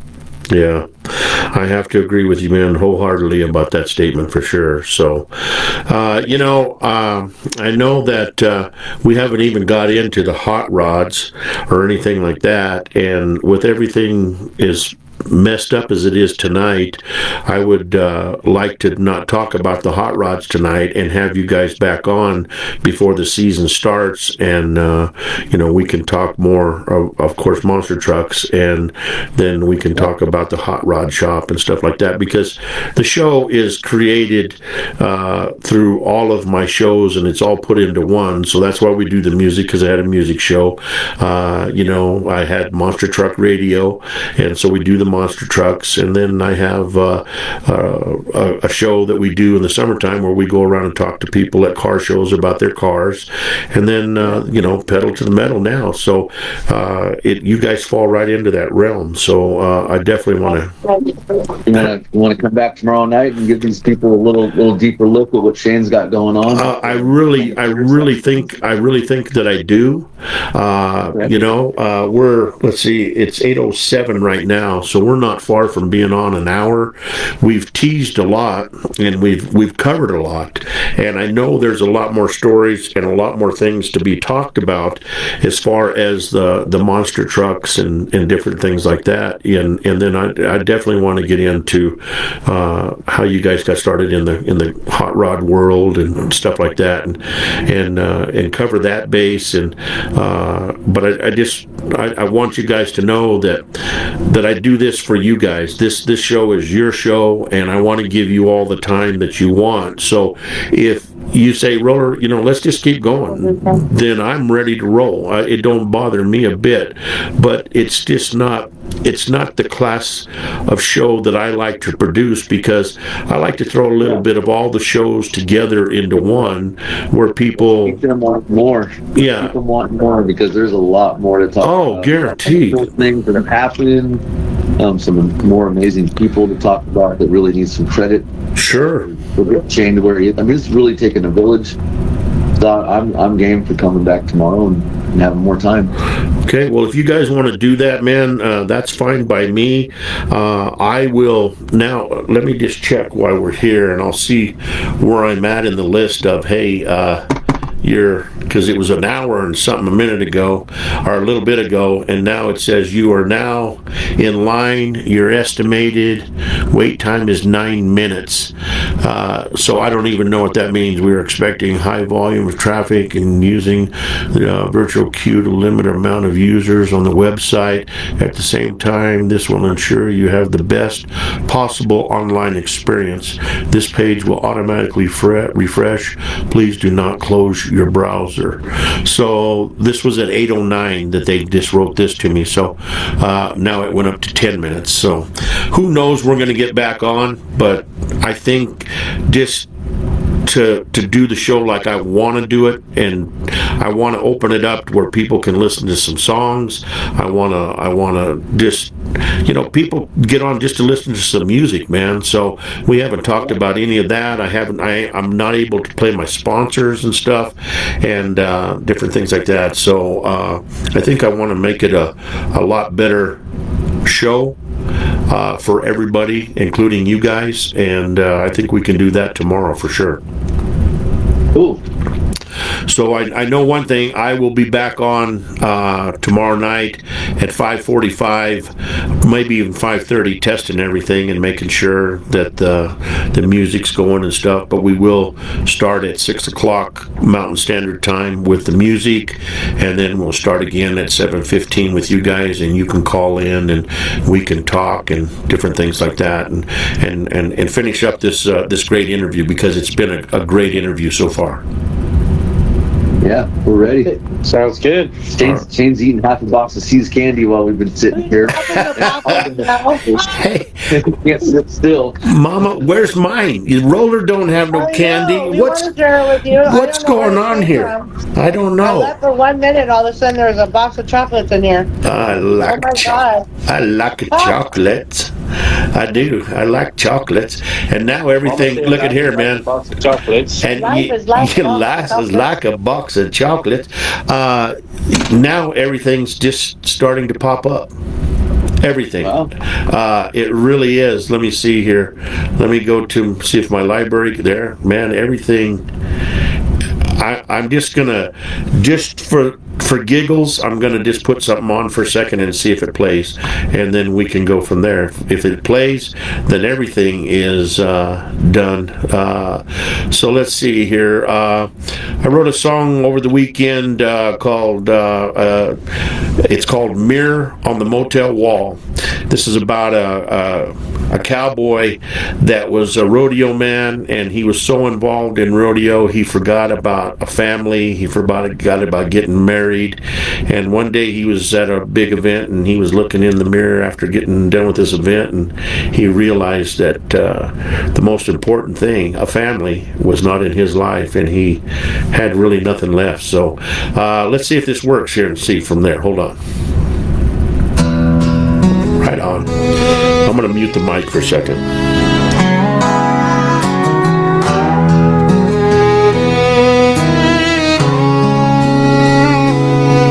There's a mirror on a motel wall, buzzing light, paint peeling off, silver buckle on a chair, dust and blood still in my hair. Crowd was loud just hours ago, screaming my name at the rodeo. Now the room's just me and time, and a face I hardly recognize. I chased that whistle town to town, 8-second dreams, no roots put down. There were women, yeah, I want a few, but not one that I ever knew. No porch light burning late for me, no small boots by the door to see. I always said I'd settle soon, but soon never came around. And they cheered my name, I tipped my hat, thought that was enough for a man like that.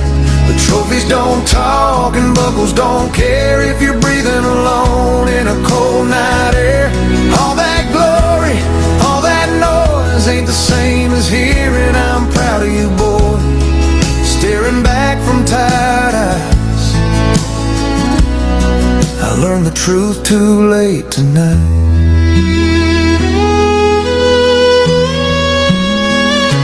I bled in arenas, rolled through pain, heard my name echo like a freight train. But when the dust all settles down, a man still alone in a nameless town. I thought freedom meant no ties, just long roads and alibis. Didn't know the loneliest sound was silence when the lights go out. They cheered my name, I tipped my hat, thought that was enough for a man like that. But a road fades fast when the gates close tight, and there ain't no one waiting at the end of the night. All them miles, all them years, I traded love for souvenirs. Now the mirror tells me plain, fame don't keep a man warm in the rain. If I could rewind just a little bit, I'd stay one night, I'd try to fit. Trade one buckle, one good ride, for a hand to hold at my side. They cheered my name, but here I stand, just a lonely cowboy, not a family man. The road I chose it proud, but it cost me more than I'll say out loud. That mirror don't lie, it just tells the truth about all I want and all I lost too. Turns out shine don't mean a thing if there's no one there to share your win. The mirror hums, the night stays still, crowds move on, but the silence kills. I hang my hat, shut off the light, wish I'd learned this lesson earlier in life.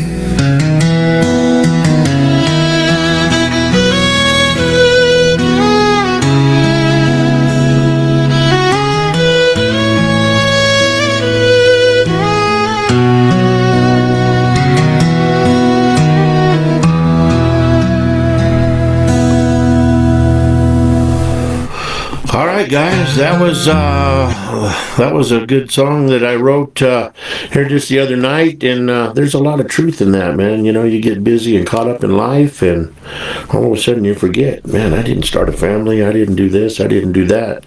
So lessons learned, right? Yeah, for sure. Guaranteed. So, I love the music you do. well, thank you, man. Thank I you. like listening to the words. I really do, and you can relate to them. You get me in tears an awful lot.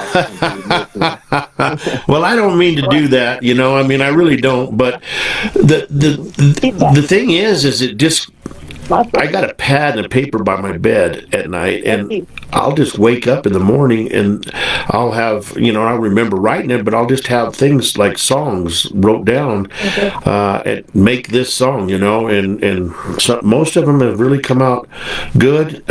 Some of them is about my personal life, and so it's worked out pretty good for me, you know. I mean, the Black Tie Soul CD, it's selling really well. So is the one that I think you guys are wanting to get. It's it's Cruising the Classics, and it's just about different plot spots in the world, you know, classic cars and different things like that, and then also we have Colorado Country, and that's just more of a country CD, and that was our first one. But they're all starting to sell now that we're putting them on thumb drives, so that works out pretty good. But guys, we're here and we're live, and everything's working now. The studio's working, everything's working. So the ball's in you guys' court. What do you want to do? Got you. As long as you want, as long as you want us, we'll talk. Well, let's talk, man. Let's talk. Let's just do some talking.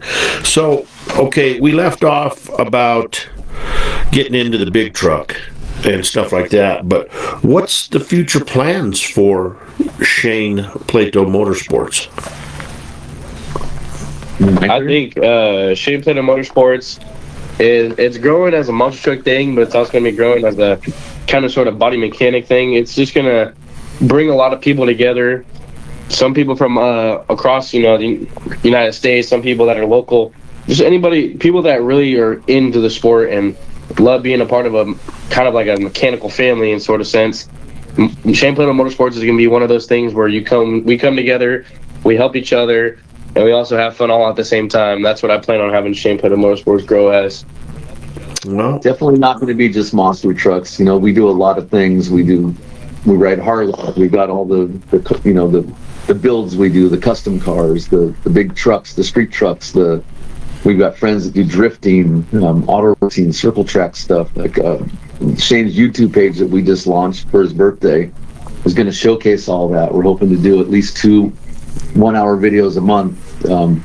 Just a real reality show without there'll be drama, but it's real drama, right? It's not photographed. It's not the fake stuff. We're going to let you guys see the ins and out of what we really do in our daily lives. I think that's very important. There's a lot of shows out there that teach you to build a hot rod, different things like that. But there's not enough shows, and I've always structured my shows this way, about the behind the scenes.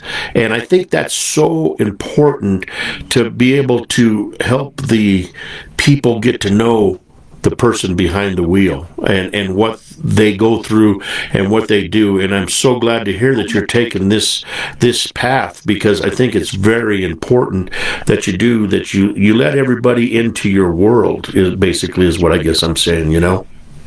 Yeah, sir. It's funny that we'll be walking around and everybody's like, man, you're your own reality show. Your ideas, your craziness that you start off with and how things work out. So we might as well document the content and let people really see it, and it's the real deal. You know, these shows on TV, you know, that we can build a car in 30 days. Yeah. Sure. If you've got 100 people behind the scenes making sure all the parts are there, and 5 different shops doing different things, we do it all here. On top of being on the road and keeping this kid's truck together, right, up and down the freeway to shows, it's a giant juggling act, and I think it's, I'm entertained by it. I know his mom sometimes isn't 100% entertained by it in a good way, but she hangs in there and puts up with it, and a huge part of what we do. So I think it's time to let people really see it, and I think they're going to enjoy it. Right. Well, we can let's talk a little more about monster trucks, and then we'll get into hot rods. But you got another driver out there, and tell me his background. So Daniel Calderon is a young, to me, young kid. He's a young adult, almost turned into like a brother to Shane. He lives right around, well, he did live right around the corner from us, and I never knew he was into monster trucks. And I've got a best friend that's almost like Shane's uncle, that we were storing the trucks on his property, and I would pay him for 3 hours a day to help do the heavy mechanical that I couldn't or didn't have time because I had to be at the shop. And come to find out, this kid was going over to my buddy's house, and he was the one working on the truck most of the time, it turns out. And my buddy was basically training him because he knew at some point we would need a full-time crew chief. And so that's Daniel. I got hurt a year and a half ago in Pomona, and Daniel had been moving the trucks up and down the driveway, and real familiar with moving them around the pit area. So we did a show in Turlock, California, and he actually got to run the truck, and he's been driving off and on ever since. Well, He worked so hard, I don't have the heart to get back in my truck, because in this industry, you work hard hoping to get that seat and be able to drive, and I really don't have the heart to pull him out of it. This season, I do want to do some select shows with Shane, because that's always been the dream, to run with my boy. right.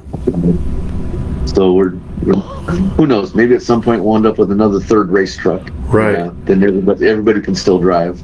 We had a thing worked out with Danny. I don't know if that's gonna ever come back, or we were running one of his trucks for him, so we had 3 race trucks, which would have been great, because then all 3 of us could drive and still be at shows, even though it's a juggling act sometimes when you got one truck down and everybody's in the driver's seat. It's a little hard in the middle of the show to jump out and help fix your teammate's truck, but we were managing really good. We were getting it. Well, and then plus, if the other drivers are busy, they usually always help out too, man. So everybody understands that we got to put a show on it, because if we don't put a show on, including the announcer, it's up to me when you guys are broke to keep that crowd entertained. And I mean, I've given away more car parts and car hoods and different things like that to keep the people engaged, while you guys, just to buy you guys 10 or 15 minutes to do something, to put a starter in or whatever you got to do, man. So it's a team. And Roller, that's going to be a lot of what our YouTube channel is going to be about, because people don't get to see that, right? They don't get to see the 4-truck show end up with down to 1 and 2 trucks, right? And then the announcer needs to stall. I want to show that, where we got to keep these people entertained. We start giving away shirts, and while we're buying time for the guys in the pits to get these trucks back out there to run another 3 minutes for them. Sure. People need to see that stuff, because I think it's entertaining, and it's our life that people don't really get to see. They think, that show sucked. There was only 2 trucks left. Well, they don't realize how hard we try to keep those trucks in those shows. Guaranteed.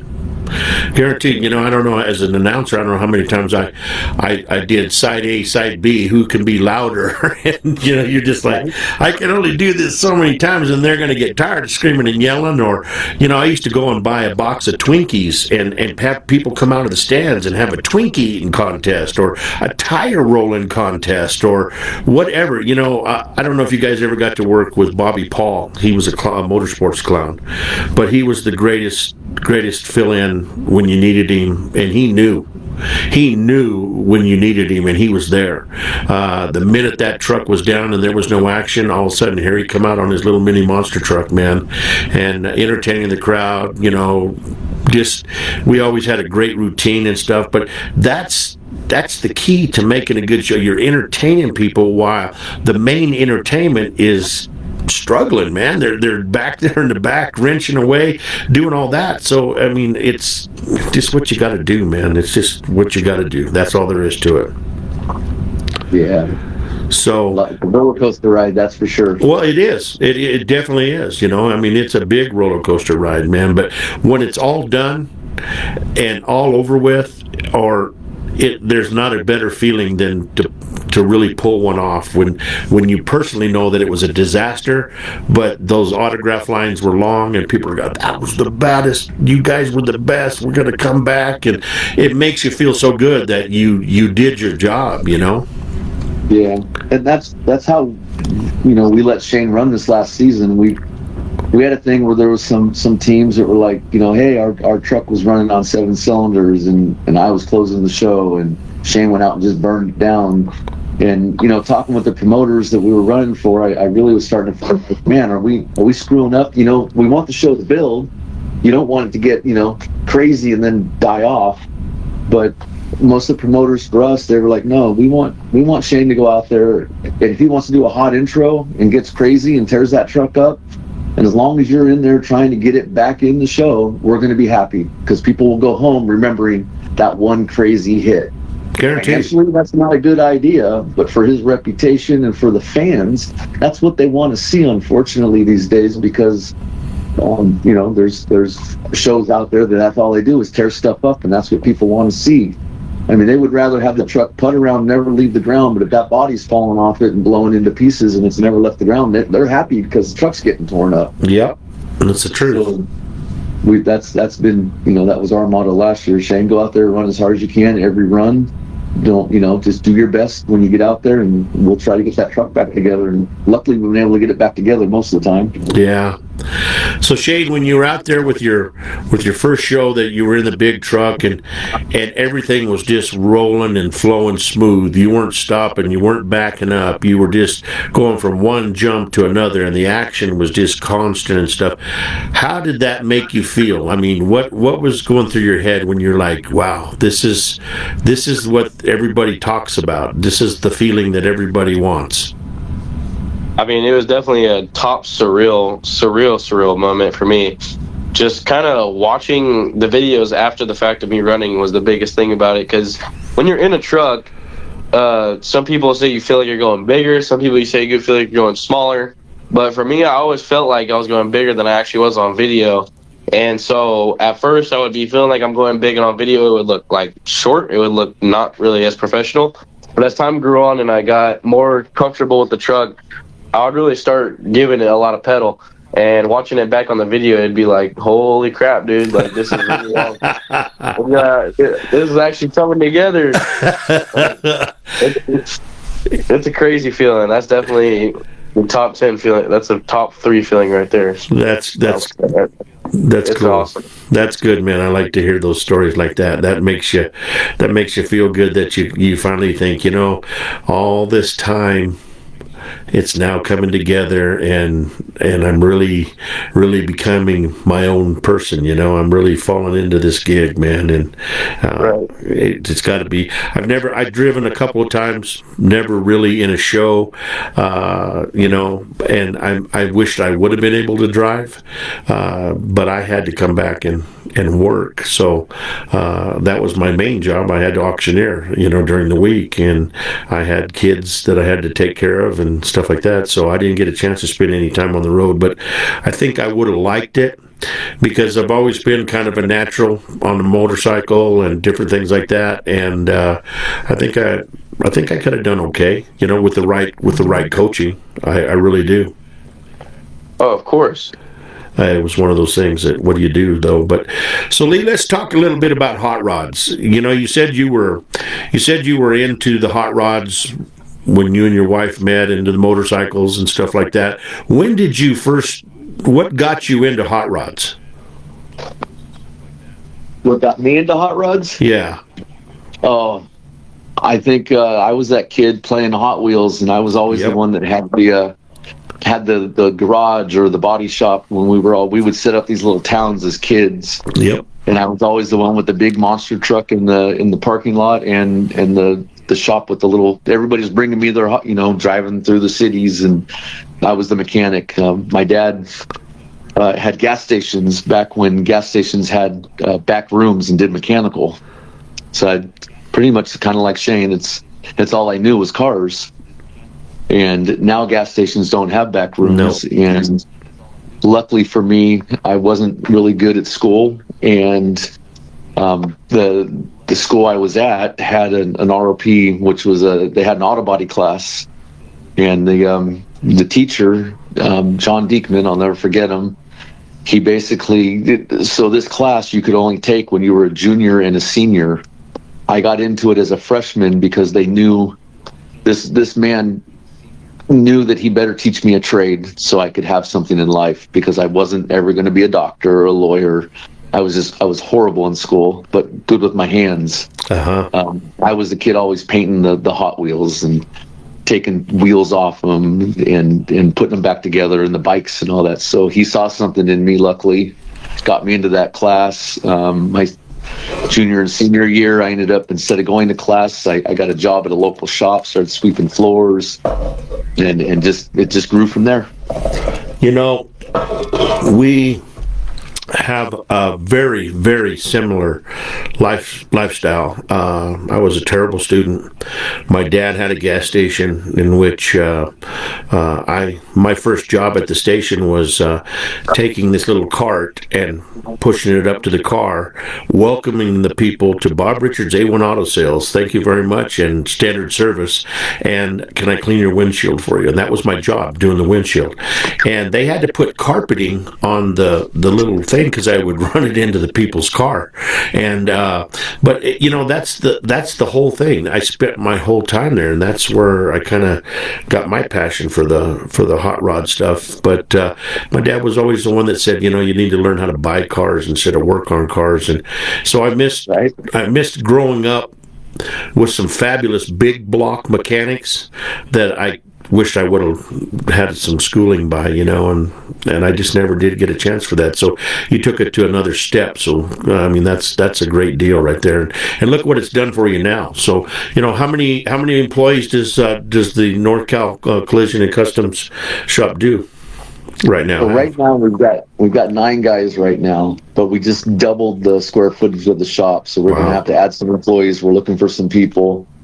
We're also adding mechanical instead of just collision and body restoration work. We're gonna be building our own transmissions. We're already not only just for the monster trucks, but for for any street car out there. We're gonna be building our own motors in house. We're gonna try to make this a one-stop shop.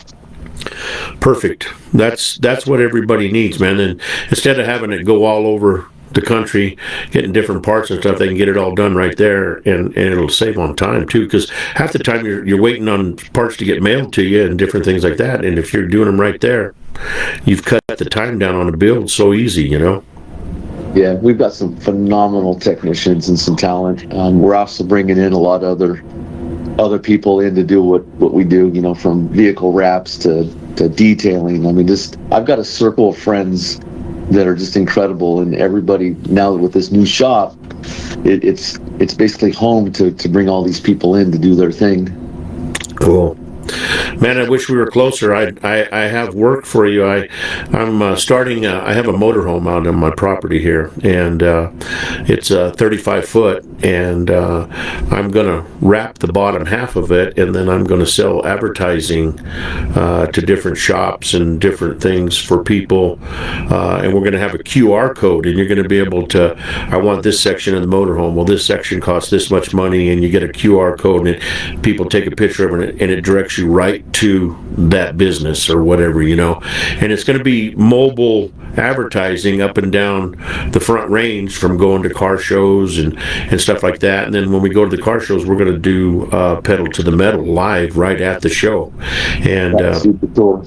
People's going to be able to do that. But you know, I'm in the process of looking for people to wrap the motorhome. I'm just, there's so many different things that I got to get done, and I mean, I have some people connections out here, but I don't have anybody really that I trust, you know. And I would be there at your door knocking, saying, okay, here's what I want to do, tell me what it's going to cost, man, for sure. Well, we're booking shows, and we've told everybody we'll go all over the country if it makes sense, right? If we can go, you know, so we'll go to Florida if they want us, as long as there's shows to hit, you know, on the way back or on the way out there. Sure. But, you never know, we might be in your neck of the woods. I know Danny does some shows out there. He does. Come that way. You got to come to you got to see if Danny can get you guys to come to Colorado Springs, man. Colorado Springs at Penrose Stadium. It's it's the coolest little it's not an indoor arena, but it's built in a horseshoe shape, and the stands are all covered, but the echo of the monster truck and everything is just amazing. It's a big floor. hour. You can have a lot of fun.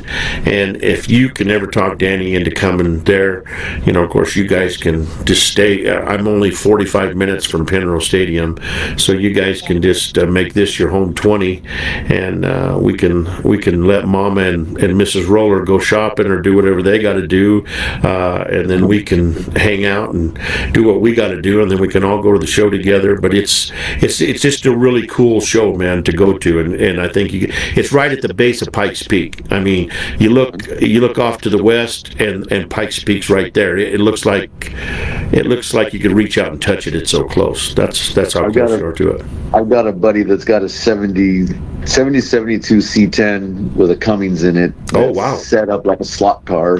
And you never know, we might be out there sponsoring him to run that thing up Pikes Peak for him. I think that's one of the things he wanted to do with it. That'd be cool. That's a cool race. I've never been to it, but because only reason is because you only see you see a car for a second and then it's over with because it's so windy and turny and different, but it's just a cool race, man.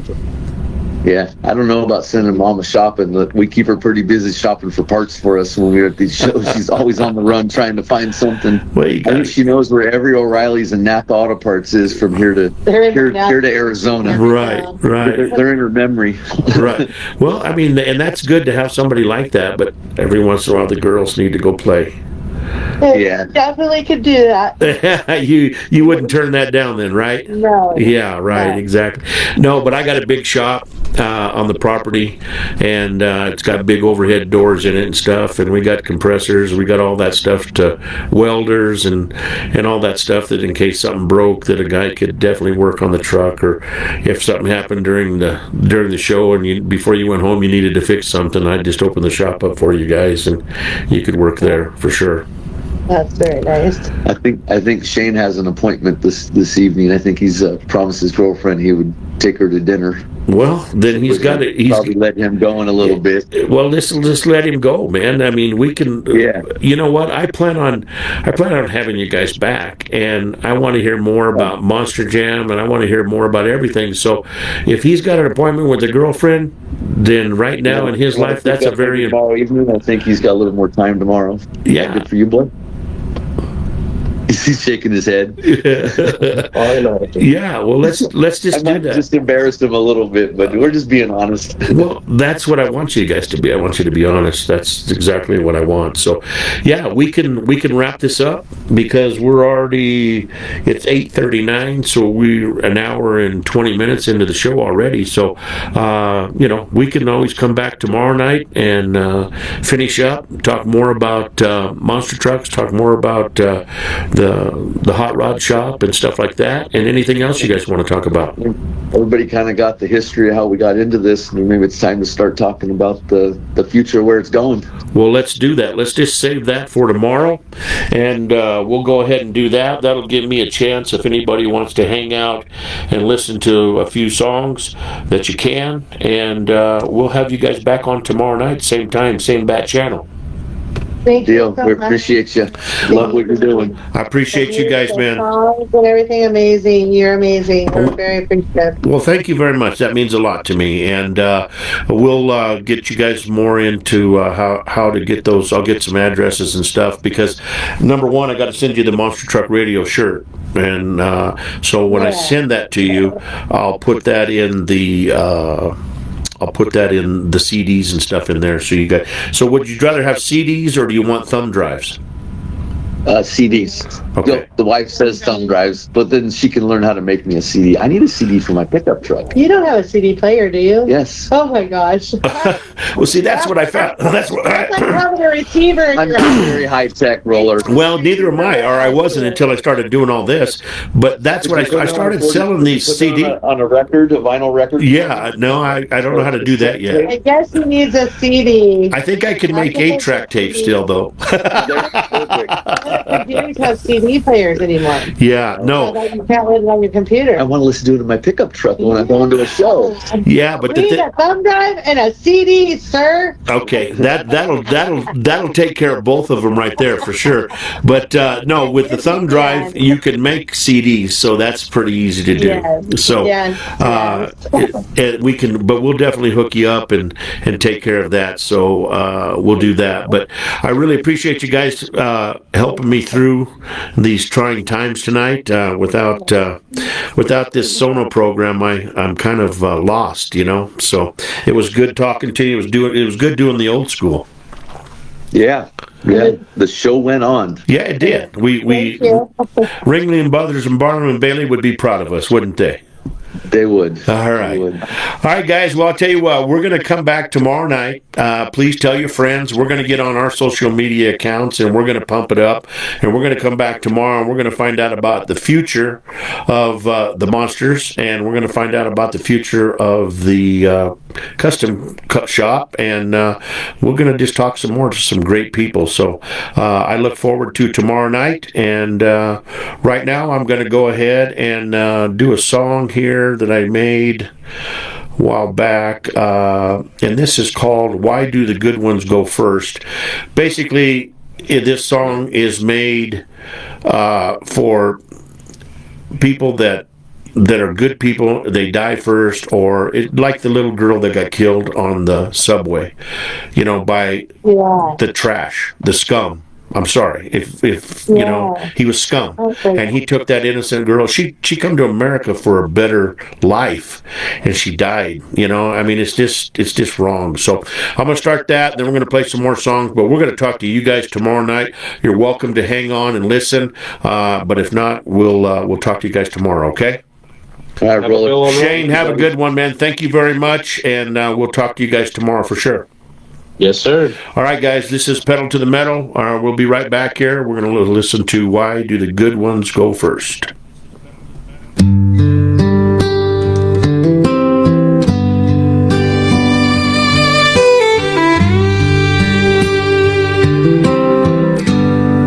There's a darkness in this world I can't explain. People hurting people like it's some kind of game, while the kind ones are out there mending broken lives, helping neighbors, mowing yards, showing kids a better life. And every time I hear another angel's gone, Lord, it just feels wrong. So why do the good ones go first, Lord? Why do the strong hearts fade away? Why do the ones who lift us up get called home early every day? I don't know how you choose your angels, but it sure feels like a curse. Oh Lord, why do the good ones go first?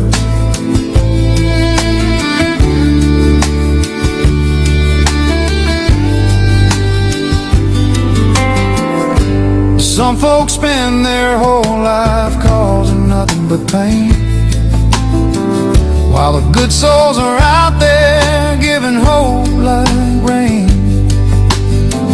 They're the ones who hold the car shows for the little kids, raise a little money, bring a little joy. God knows they always did. And then one day they're gone without a reason why, and all we can do is cry. So why do the good ones go first, Lord?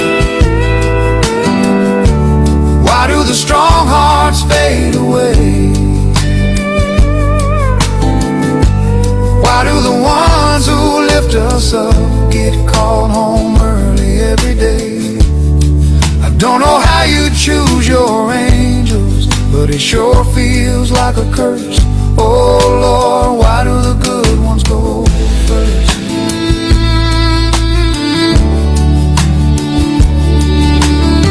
Maybe you need them up there more than we do down here, to shine a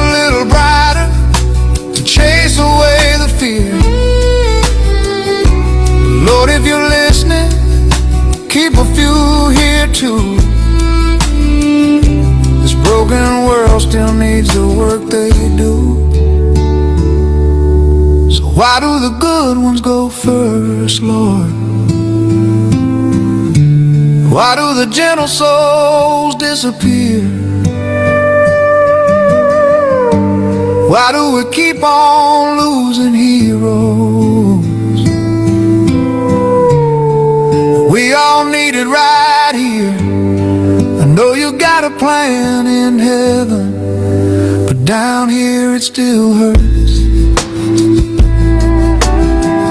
Oh Lord, why do the good ones go first?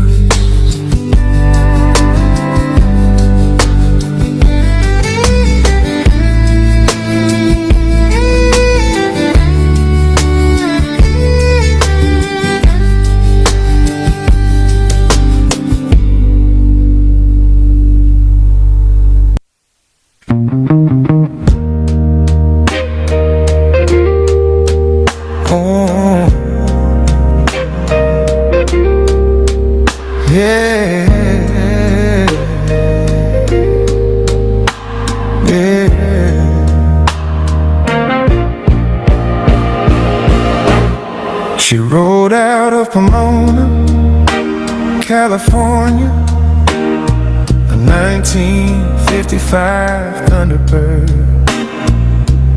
raven black under that desert sun, tuxedo leather wrapped around temptation, 2 seats made for lovers, riding one-on-one, long sleek hood like a midnight promise, short rear deck with a heartbreak smile, chrome jet bullets in the front keep shining. Now she runs through Colorado in that soul smooth style.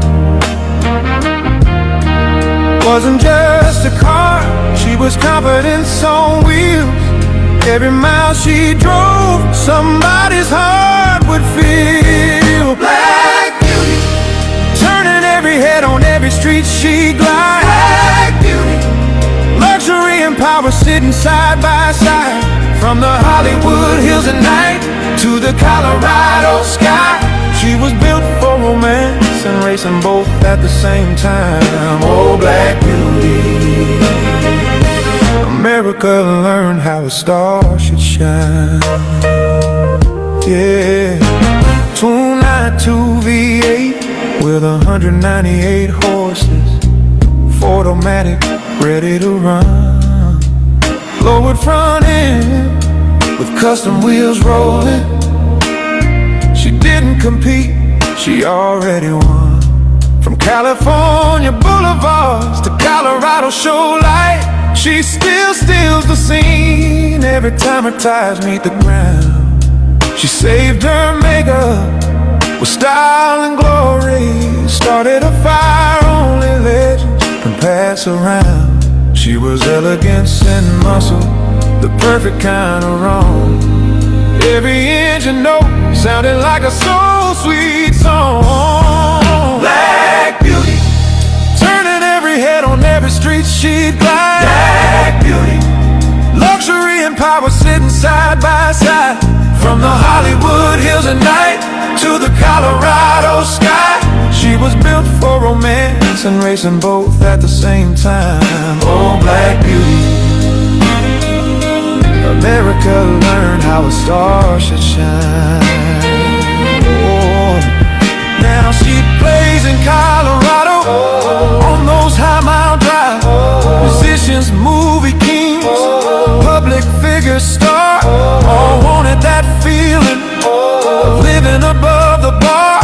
But she never needed fame, she gave it away. If you drive black beauty, you belong in the Hall of Fame.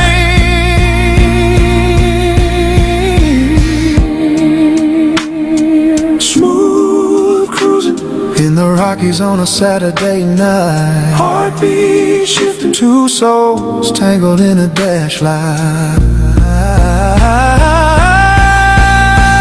Black beauty, turning every head on every street she glides. Black beauty, and Pa were sitting side by side.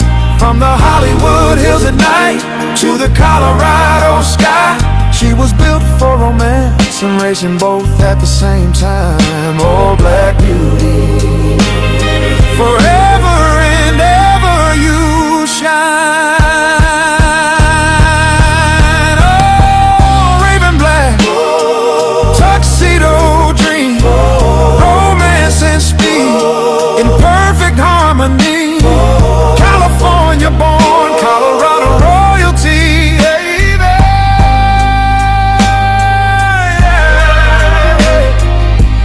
Oh, oh, hey. Hey guys, you're listening to Pedal to the Metal. That was Black Beauty off the Black Tie Soul album. We will be back tomorrow night again with Lee and Shane Plato and Mama Plato. And we're going to have us a good time. We're going to talk more about monster trucks and hot rods and stuff like that. But I'm going to go at about 9:15. I'm going to play some music off of Black Tie Soul.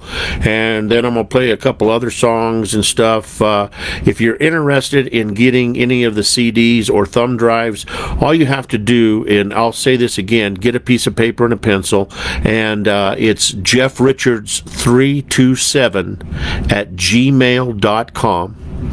And that's Jeff Richards 327 at gmail.com. That's the way you get a hold of me. You can come on there and just say, hey, I want to buy a CD.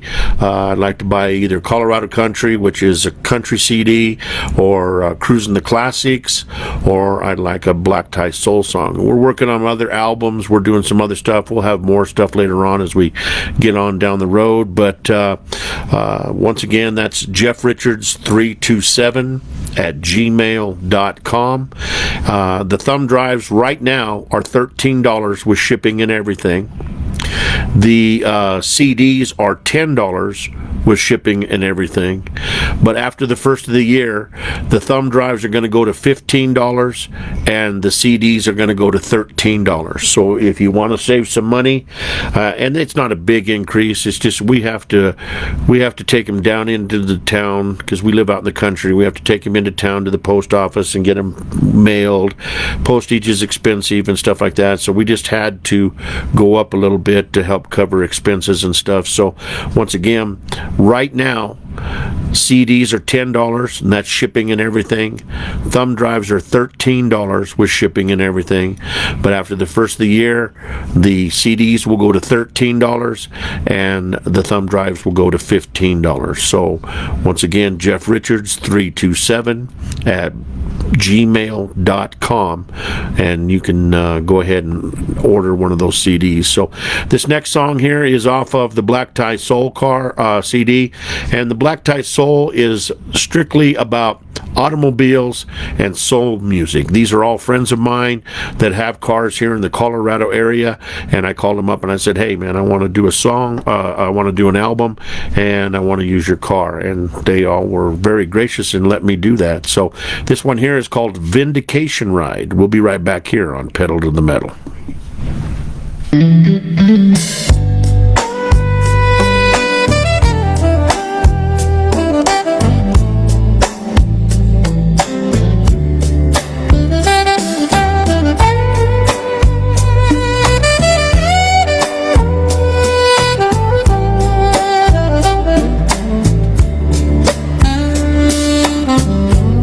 76 Eldorado, 18-inch wheels, base model no more.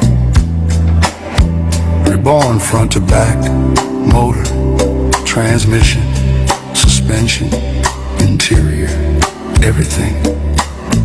Gunmetal gray, burgundy top, she shines like victory. And when she rolls, I roll. Back in '94, I saw her standing in the sun, white with that red interior. That's when the love begun. Taught my baby girl to drive, her small hands on the wheel. Every mile felt like forever, Every moment felt so real. But life can cut you deep, leave you broken, hollow inside. Had to let her go to survive, but Lord, I cried. But we came back stronger than before. Yeah, we came back, two hearts restored. You can break a man down, but you can't kill his pride. Now every mile we roll is a vindication ride. Ooh, vindication ride. 12 years later, I was looking, though I tried to keep it cool. Craigslist on the iPad, just a dream I shouldn't do. Then I saw her in Fort Collins, tired, pain, broken down. But my heart knew her the second that she spun around. I walked away the first time, tried to tell myself it's wrong. But Viva Las Vegas hit my spirit, and I knew where I belonged. 2 years of rebuilding, every inch and every line. And when that burgundy top dropped, man, I knew she was mine. Yes, we came back stronger than before. Oh, we came back, two hearts restored. Took a long dark road, but we found the other side. Every mile we roll is a vindication ride, sweet vindication ride.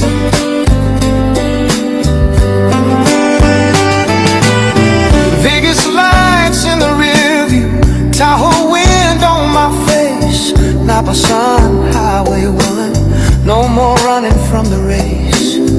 San Francisco sunrise, LA waves kissing the car, San Diego nights, Phoenix heat. We came so far.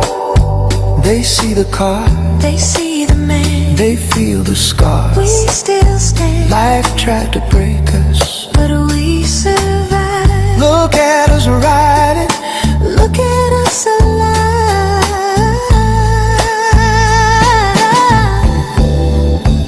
Yeah, we came back stronger than before. Oh, we came back, two hearts restored. You can take my money, take my time, take my pride, but you can't touch the way I feel on that midnight ride.